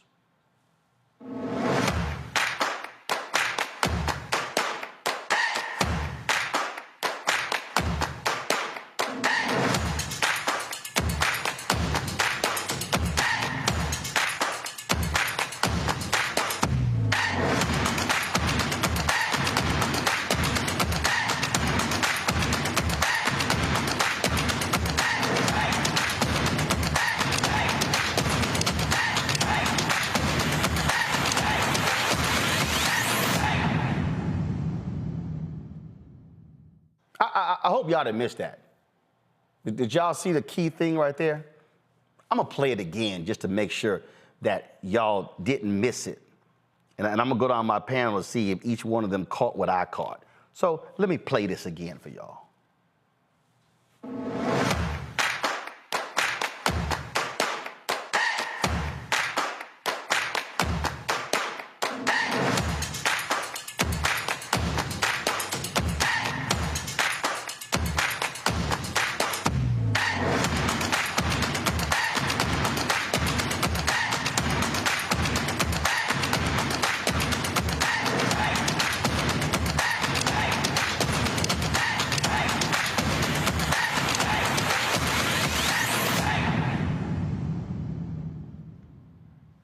What did you see, Jonquil? Well, I can tell you that it is not a Black-owned collective at all anymore, right? So they said that it started with that being the idea, and essentially it's using the word equity and inclusiveness to essentially show that it's open to all companies that need their resources. So there's no distinction between the different companies anymore. So which once was for African American publishers, right. That's no longer the case. Gavin, what did you see? Well, I noticed that they had a long laundry list of everyone else and then put Black last. I noticed that. I also noticed, to me, I would summarize it in one word, performative. I noticed how they had the videos and the pictures of our people scattered throughout, and performative is what I would reduce it down to. But what I noticed was that they listed a bunch of other groups and put us dead last. Mustafa? All you have to do is look at the beginning when they said the best black publishers. I don't know if it said Black-owned publishers. So that gave you the idea that everything you're about to see is going to be representative of folks who come from that group. What I saw was the same thing that's happened with the civil rights movement, where we do the work and then others actually are the ones who get the benefit from it. All three of you are correct. That is exactly what I saw as well. So you say it started with Black, but then you show everybody and you got Black last. So we carry all that water. But here's the question I would love for Magna Global to answer. What is the percentage? And again, for everybody else, that's fine. All the rest of the folks that were mentioned, the other groups, that is not my concern. What I want to know, Magna Global, what is your Black number? What is the percentage of your contracts that Black-owned media is receiving? I don't want to talk Black targeted. I want to hear Black-owned. Now, on their channel, Instagram, they have a spotlight on Urban One, Black-owned media company. Used to work for them. TV One, they own Reach Media, Tom Jones' company, so did all work for them. But my problem is when I see these equity upfronts from these agencies where we spend money, go to New York, present in front of them, but what money actually comes back? I can tell everybody watching right now, everybody who's watching, in 3 years, Black Star Network has got nothing from Magna. Oh, we put together PowerPoint presentations. We participated in the equity upfront in 2021, wasn't invited in 2022, wasn't invited in 2023. My guys at Urban Edge Network, did they present? Yep, they presented last 3 years. How much they get back? Nothing. So who's actually benefiting from these equity upfronts? I need Magna Global to tell me, what's your number? Are the companies that you represent, and tomorrow's show, I'm gonna list those companies. Because here's the problem, y'all. These ad agencies are representing billions of dollars from these companies, and it's performative what they're doing. Oh, a few Black people may be getting some money, and a little bit others, but no. We gotta go beyond a few. So I'm showcasing this to everybody who's watching, so y'all now understand this right here is why we can't hire staffers. This right here is why we can't hire reporters. This right here is why we don't have more producers, because we're being frozen out of this, and there is the veneer of inclusivity. How are we the equity up front? Okay, we know in the business, 80% of all, this is the last point before I gotta go to break. Y'all, 80% of all advertising money is allocated during the upfronts, which are happening right now. They happen in April, they happen in March, April, May. They're happening right now. Then they have what is called a scatter market. Or you have actually you have three. This is upfronts. You have a secondary market in September, but then you have the scatter market. You know what scatter market is? November, December. Hey, we got some money left over. Hey, can we throw something at you? Mm-hmm. Do you know where most of the money that we've gotten from ad agencies came from? Scatter. They call us, they call Urban Edge Network in November and December. Hey, what can you do for $75,000, for $100,000? Now, they gave out $7 million earlier, but here's the scatter money. That's where black-owned media largely gets money, in the scatter market. We don't get the money allocated up front. So now I hope people understand, when you're like, why aren't we seeing black-owned media do this, do that? If you ain't got access to the dollars, you cannot hire the people. And so it doesn't cost me anything. You know what? And last point, last year, you know what Magna Global did? Magna Global invited Carlos Watson of Ozy to present. He was already under investigation by the feds. 2 weeks after he presented at Magna up front, he got indicted. We weren't even invited. And our numbers are real. We now know that his numbers are fabricated. But see, what they do is they pick and choose who they want to invite. And maybe they say, oh, he too noisy, he too loud. Well, guess what? I ain't got nothing to lose. So I'm gonna stay noisy and stay loud. And Magna Global, I'm tired of sending emails, I'm tired of having fake meetings. The question is, when are we going to see business? And until we do, I'm gonna keep calling you out. And next, I'm gonna start naming all of the companies you represent, and I'm gonna show their logos. So our audience knows who we are giving our money to, who ain't sending money back to us. We'll be right back on Roland Martin Unfiltered on the Black Star Network.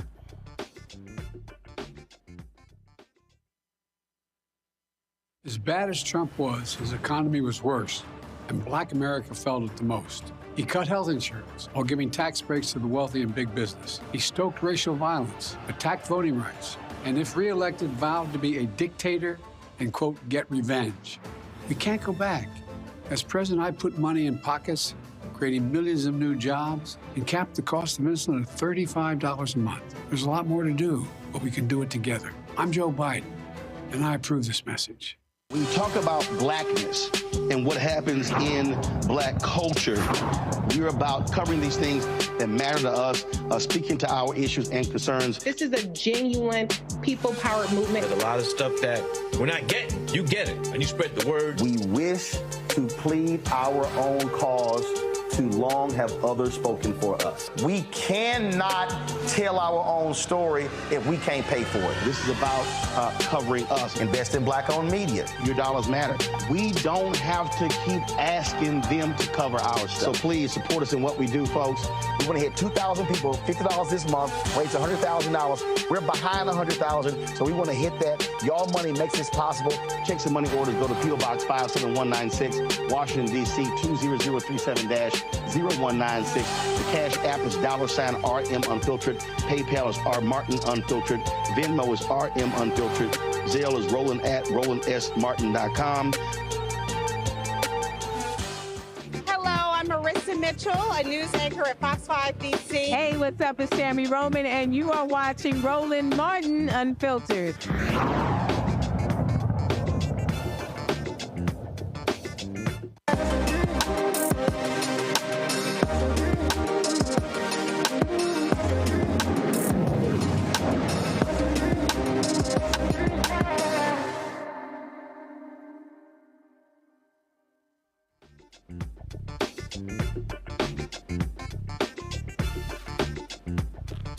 All right, y'all, welcome back to Roland Martin Unfiltered. You know, in Marketplace, we feature black-owned businesses. They're doing a lot of different things.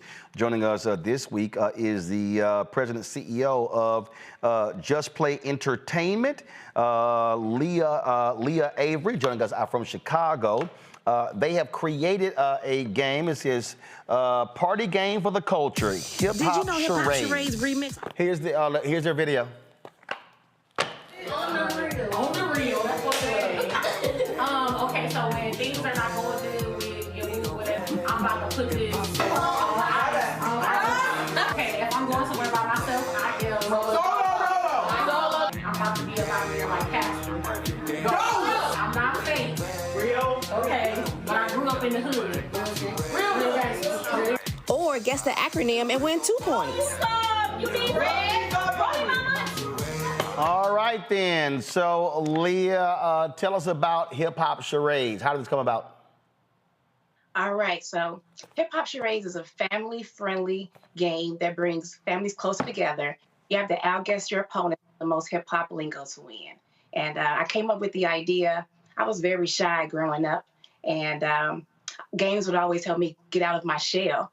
And I recall when I was a little girl, my dad had a tire in the backyard. I had an idea to create a carnival in my backyard and charge my neighbors 25 cents to play games like throw the ball in a bucket, like on the Bozo Show. So I've always been creating fun experiences and realized it's my passion and my purpose. So I love bringing family and friends closer together. You know, and again, look, black folk, we love games. We talk about getting together with the family. And again, having culturally relevant games is important.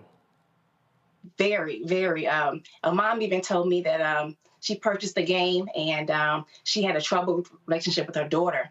And after playing Hip Hop Charades, it brought her daughter closer together. So it's all about bridging that gap, and also it's multi-generational. Grandma can play with the grandkids. We have those growing up black sayings as well as the new sayings that you hear nowadays that's trending and social media.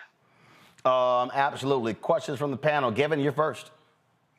Thank you so much for being here. I'm curious, I'd love for you to talk about your entrepreneurial journey a little bit. We know that Black entrepreneurs, women entrepreneurs face, tremendous barriers when it comes to starting businesses. You've, definitely navigated that and had a lot of success so far. And it's a shame, obviously, all these obstacles we face, because I feel like we have so much brilliance and creativity and ingenuity in our community. So tell us a little bit about your journey. What's enabled you to have the success that you have, besides just your sheer brilliance and intellect and all of that? And what message do you have for younger Black folks, younger women who want to do what you're doing? You know what? I've definitely had some struggles. My first game came out in 2007, and it was called Catch My Drift. And we did the guerrilla style marketing. We were in local malls, Forest City. I grew up in Chicago, and we were selling the games, and it did great. But it was very hard to take that next step.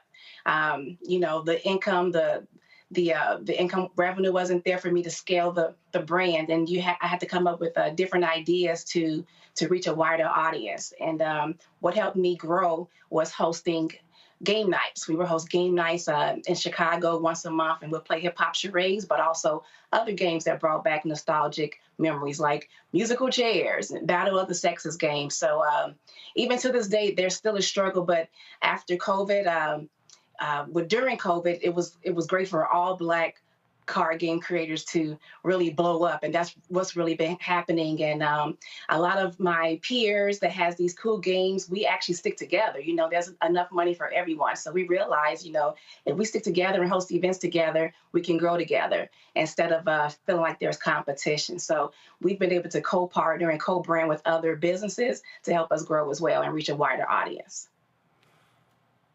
Jonquel? Well, first, I want to say I'm so excited about your hip hop charades. I'm a big cards player. I wanted to know specifically, it's interesting how your game is transgenerational, right? Where you can include children as well as the grandparents as well. A lot of card games are either specifically really adult focused or more children focused. So what inspired you to make that blend? That's a great question. Over the years, I would realize that, the cards that I would come up with would only resonate with people that's my age. And, going to trade shows and dealing with a direct to consumer, I realized a lot of people may say if they're older, I'm not going to guess that, or hip hop charades, I'm going to be bad at that, so I wanted to change that and make them feel like you can play it too. You'll feel comfortable guessing these phrases too. And that way you can communicate better with your family. So that's what it's all about, is bridging that communication gap and, telling everyone all the coolest phrases that's out nowadays. As you realize, it's hip hop culture, but it turns to pop culture once it gets the TV. There are certain phrases you hear nowadays that we heard it years ago, but now it's all of a sudden new, or they call it pop culture. So we're just trying to keep people up to date in these streets on all the hip hop lingo and keeping our conversations cool. Mustafa. Congratulations on the success so far. I'm curious. I really appreciate you finding ways of bringing family together. I've got family all over. I'm curious, is there any way to have this on a multimedia platform? Is that a part of, maybe some of the steps down the road? What's the ways, if I have family in Kansas City and Kentucky and a number of other locations, how can we use this? Yes, great question.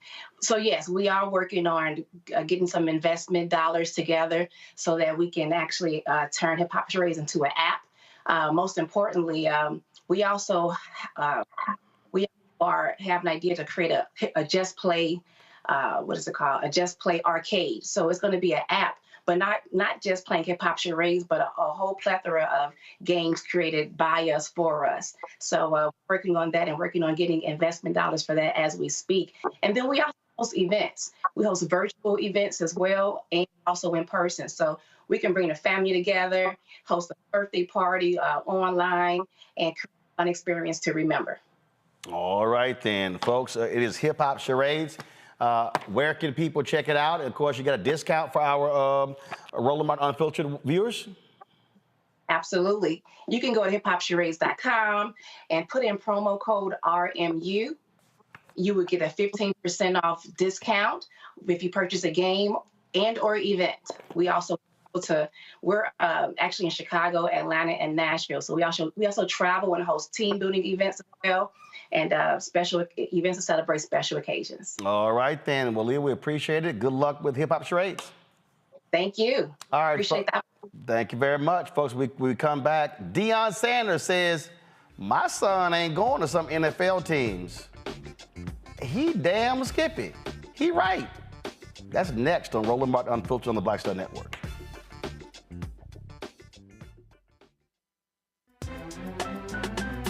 I'm Faraji Muhammad, live from LA. And this is The Culture. The Culture is a two-way conversation. You and me. We talk about the stories, politics, the good, the bad, and the downright ugly. So join our community every day at 3 p.m. Eastern and let your voice be heard. Hey, we're all in this together. So let's talk about it and see what kind of trouble we can get into. It's The Culture, weekdays at 3, only on the Black Star Network. Fanbase is pioneering a new era of social media and investment. This next generation social app has already raised $10 million and has just opened a new round to invest. For details on how to invest, visit startengine.com/fanbase or scan the QR code.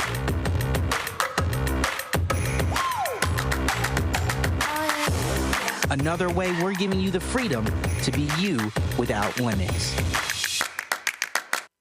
I'm Dee Barnes, and next on The Frequency, we're talking about the rise in great Black literature and the authors who are writing it. Joining me will be professor and author Donna Hill, to discuss her writing journey and becoming a best-selling author. I always was writing, but I never saw anybody that looked like me in the books that I was reading. Plus, her work with the Center for Black Literature and next year's National Black Writers Conference.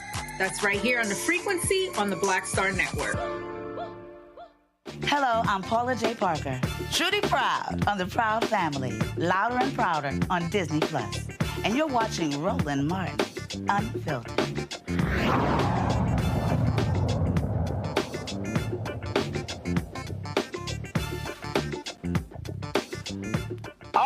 watching right now, when you got out of college, you decided where you want to go to work. Gavin, Jonquel, Mustafa likely were like, hey, let me look at offers. What part of the country I want to work in? Do I want to work in a small place, a mid-sized place, a corporate place? Do I want to work in a major company? Do I want to sit here? Hey, do I want to work in a warm climate? Do I want to work in a cold climate? Do I want to work what part of the country? All those different decisions were made. But if you're an athlete, wherever they tell you you get drafted, that's where you go. Baseball, basketball, football, the top revenue sports. Now, tennis, you can turn pro early. Golf, you can turn pro early. But the team sports, nah, you gonna go where we tell you to go. It's called the draft. Just like the military draft. Well, Deion Sanders was on a podcast, Gillian Wallow, and the subject came up regarding his son, Shedeur Sanders, quarterback for the Colorado Buffaloes, Travis Hunter, defensive back and wide receiver for the Buffaloes. And this is what they said. Where do you predict Shedeur and Travis going in the draft? Top 4. Ooh, that's pretty beautiful. Anywhere from 1 through 4. One of them is going to be 1. That's what I'm talking about. One of them is going to be speaking 1. into existence. And the latter one would not go behind 4. Now, all this is subjective because I know where I want them to go. And let's not forget Shallow, okay? But I know where I want them to go. So there's certain cities that ain't gonna happen. Okay, you on point. It's gonna be it's gonna be an Eli. Now, what he's referencing was when Eli Manning came out of college, his daddy was like, yeah, the San Diego Chargers have the #1 pick. We ain't going to San Diego. We ain't going there. So, Chargers didn't pick him. Well, because he made it clear it was a trade. When John Elway came out, the Colts had the draft pick. He's like, yeah, I ain't going to Baltimore. No, that ain't happening. I ain't going to Baltimore. So there's a trade with the Denver Broncos. When Bo Jackson came out, Tampa Bay Buccaneers, they were awful. They had the #1 draft pick. He said, Tampa Bay, y'all draft me, I'm going to play baseball. Tampa Bay drafted Bo Jackson. Bo went and played baseball. So what Deion is saying is I know organizations, I know systems.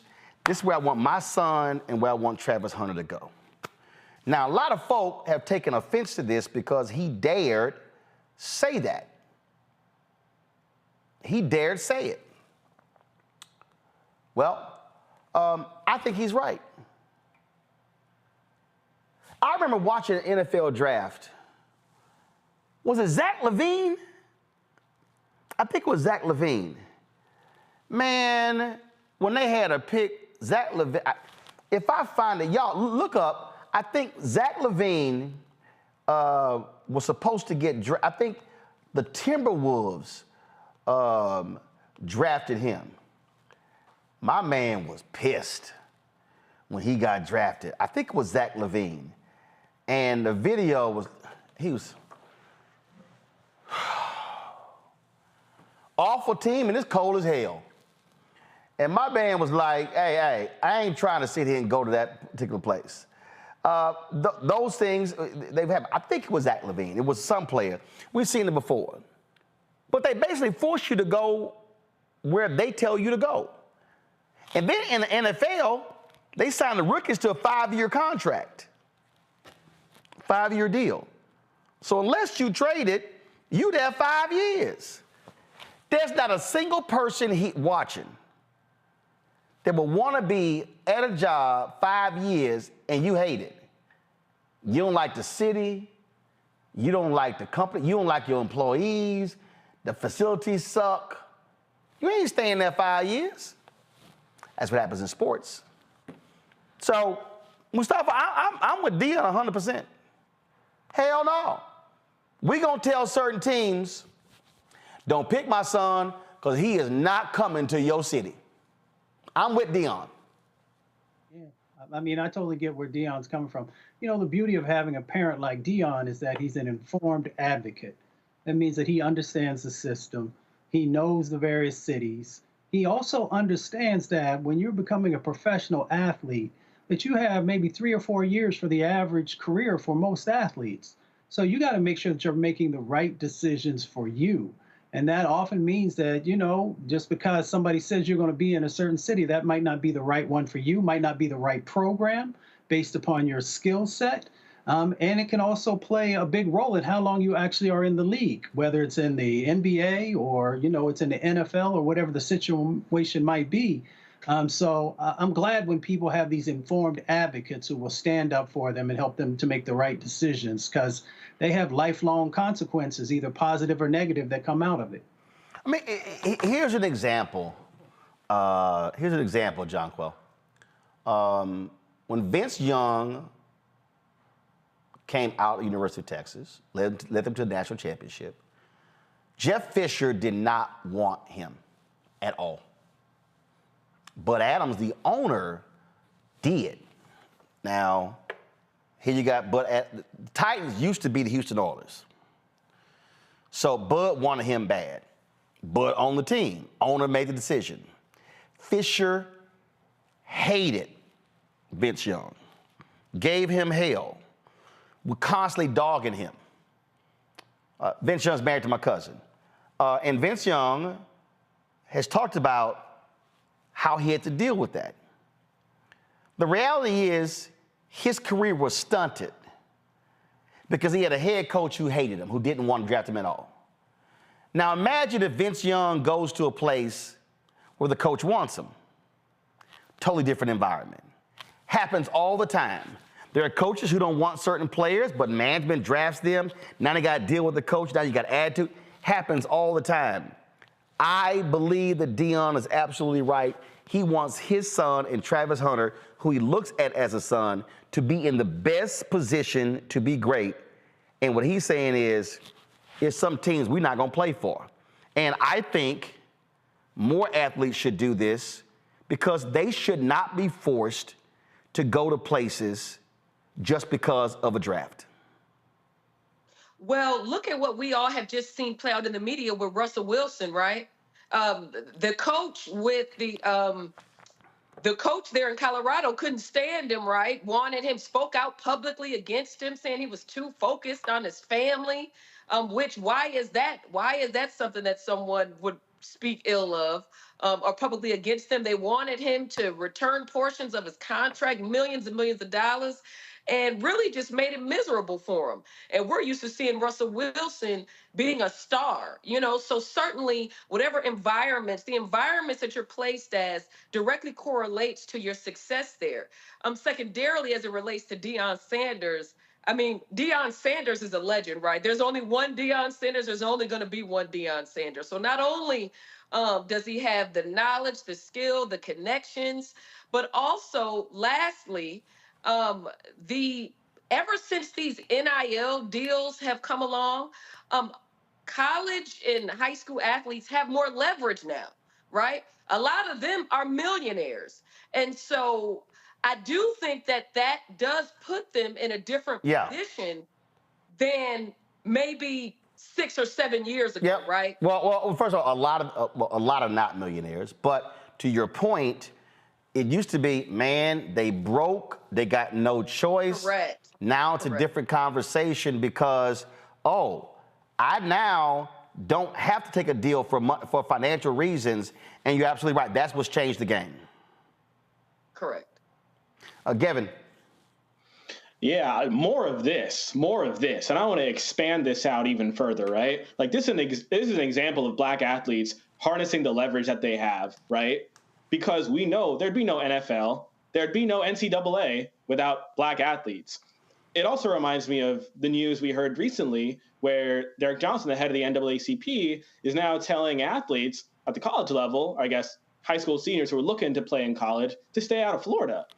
Now, look, I don't know how effective right now that approach is going to be when most athletes decide where to play based on where the best opportunity is going to be. I don't blame them for doing that, for considering, where they're going to get the most playing time, where they're going to get the most investment of resources. We just got to decide how serious we want to be about using our leverage, right? And John Coelho is right.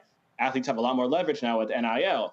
What we also got to make sure we do is we got to make sure, going back to our earlier conversation, that our HBCUs are well funded. Roland, you keep beating the drum on this, which is that the Biden-Harris administration has called out the underinvestment, the underfunding in HBCUs. Where we are right now is that Black athletes should not have to choose between going to a school that, or, at the college level or at the NFL, right? Going to a team, I'm going to talk about college, going to a university that's not, going to support them as athletes, as students, that might be in a state where we're seeing a bunch of really regressive laws being passed, but where they might get really good investments, or going to an HBCU where they're going to get the nurturing, they're going to get the support, right?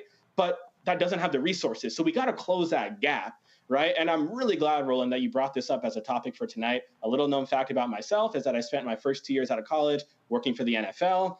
I learned a lot, saw the good, the bad, and the ugly, as you can imagine, of the sports industry, especially the NFL. But the one clear takeaway that I had was that as a community, again, I'm expanding this out, we got to have a seat at the ownership table, right? In the professional leagues, there are 0 Black owners, controlling owners, I should clarify, in the NFL. There are 0 controlling owners in the NBA after Michael Jordan, sold his share in the Hornets not too long ago.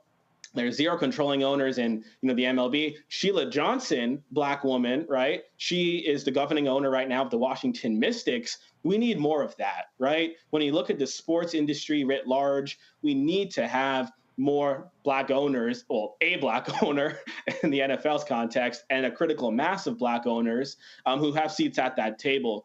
And what does that mean? It's going to take more people like the guest we just had, who started her business and is growing her business. It's going to take more people like you, Roland. When you own the Houston Texans one day, just remember me, give me 1 ticket, please. But it's going to take more of that. And so I commend Coach Prime for his comments. I commend this mentality, this shift, and recognizing and understanding the leverage that Black athletes have. There'd be no NFL, NCAA without us, without them. And so I really look forward to seeing, as a community, athletes across the board looking to harness their collective power and leverage. Let me show you this here real quick here. You talk about doing something. I hope the NCAA does something about this here. Utah head coach Lynn Roberts was at a news conference where she talked about racism that her team faced when they had an NCAA game in Idaho. Watch this. We had several instances of some kind of racial hate crimes towards our program, and incredibly upsetting for all of us. And, you think in our worlds, in athletics and in university settings, it's shocking, in a there's so much diversity on a college campus, and so you're just not exposed to that very often. And so when you are, it's like, and you have people say, man, I can't believe that happened. But, racism is real, and it happens, and it's awful. And so for our players, whether they are, white, black, green, whatever, no one knew how to handle it, and it was really upsetting. And for our players and staff to not feel safe in an NCAA tournament environment, it's messed up. And so we moved hotels, and the NCAA and Gonzaga worked to get us in a new hotel, and we appreciate that. But yeah, that's what happened, and it was a distraction and upsetting and unfortunate. This should be a positive for everybody involved. This should be a joyous time for our program, and to have kind of a black eye on that experience is unfortunate. We had. NCAA, don't play any more games in Idaho. Mustafa? Yeah, I remember when I was a college athlete, and the first time that I ever had to deal with racism as an athlete was actually in Tennessee. When we started the show, I was actually thinking about that. The NAACP, the NCAA, maybe them also have to do a better job. They have to understand these dynamics that are going on continually. From the beginning, when we first integrated into sports to today, that there are still both the mental and the physical and the spiritual impacts that happen because of our exposure to racism. So for younger people, especially who have not yet been able to develop the skills to be able to deal with those types of things, it can have long-term impacts. So I'm hoping that we continue to put pressure, that we make sure that they continue to evolve, and that we hold them accountable. Because when you're an athlete, and if you do something that's not to the letter of the law that they've put out, then there are ramifications. But unfortunately, those associations who are often over top of athletes don't often have to follow the same sets of rules and don't have to continue to evolve and grow. Jonquil. I too was a college athlete. I played college basketball, but however, I went to a historically Black college. So all the schools I played against, everybody was Black. So I didn't have to deal with it in that context. But number one, I'm glad that she did address that in a press conference so that it is getting national coverage as it relates to how athletes are still being treated. And frankly, just historically, just what athletes have had to endure. My father is a NCAA college basketball Hall of Famer. And, even growing up during the era of what he did and what he had to go through as an athlete, he went all the way to New Mexico State to play basketball and avoided Duke and some of the other schools because of how historically how athletes were treated. And it's still something that is still going on today, and it's something that we cannot ignore. Kevin? Absolutely. I want to reiterate what both Mustafa and Jonquil said. And it's important to remember the history here, right? You take players like Fritz Pollard, who was one of the earliest Black athletes in the NFL and also who was the first Black coach in the NFL. Nowadays, we have the Fritz Pollard Alliance, an organization that's dedicated to increasing the diversity of Black coaches and other front office staff right across professional sports, or at least the NFL. And, when he was in the league back in the day, he and so many others couldn't stay at the same hotels as, the white players, couldn't dress with the team in the locker room, couldn't eat, with the rest of the team in restaurants. And so when we see these things, these instances like the coach just described playing out today, I just think it's important to remember the history here and remember that obviously what we're seeing now is nothing new, but it helps us keep in context, right? The importance of, remembering this history and it should instruct us and guide us now toward the future that we need to create in sports. And again, to what I said before, I do think that for us to truly see that change, it's going to take obviously more, Black folks in position of leadership across sports, but also, like I was saying before, at the ownership table who can truly, use the power, of the purse and truly, make the lasting change that's necessary, in sports and in society broader than that. And there are obviously unique barriers within, the sports industry that keep that from happening, but there are a whole host of barriers that exist, outside of the sports industry, which is why, we have yet to see, more Black folks have the capital to be able to, afford these increasingly expensive teams. And so, it's going to take a full court press, to use the sports analogy there. But I appreciate the coach calling out that. And it's important for us to keep the history in mind as we try to steer toward a better future for sports. All right, folks, look, we appreciate it. Thank you so very much, Kevin, Jonquil, and Mustafa. Thank you so very much. Folks, that is it. We will see y'all tomorrow right here on Roland Martin Unfiltered on the Black Star Network. Don't forget to support us in what we do. Send your check and money order to P.O. Box 57196, Washington, D.C., 20037-0196. Cash App, $RM Unfiltered. PayPal, R Martin Unfiltered. Venmo's RM Unfiltered. Zelle, Roland at RolandSMartin.com. Roland at RolandMartinUnfiltered.com. Don't forget, download the Black Star Network app, Apple phone, Android phone, Apple TV, Android TV, Roku, Amazon Fire TV, Xbox One, Samsung Smart TV. You can also, of course, check us out on our Fast channel. You can go to Amazon Fire on Amazon News. You can go to, of course, Plex TV, Amazon Freevee, and Amazon Prime Video. And of course, you can check us out. I'll get my book, White Fear: How the Browning of America is making white folks lose their minds. Available at bookstores nationwide. Get the audio version Audible. Folks, I'll see y'all tomorrow right here on Roland Martin Unfiltered. Black Star Network is here. Oh, no punch! I'm real revolutionary right now. Thank you for being the voice of Black America. All momentum we have now, we have to keep this going. The video looks phenomenal. See, there's a difference between Black Star Network and Black-owned media and something like CNN. You can't be Black-owned media and be scared. It's time to be smart. Bring your eyeballs home. You dig?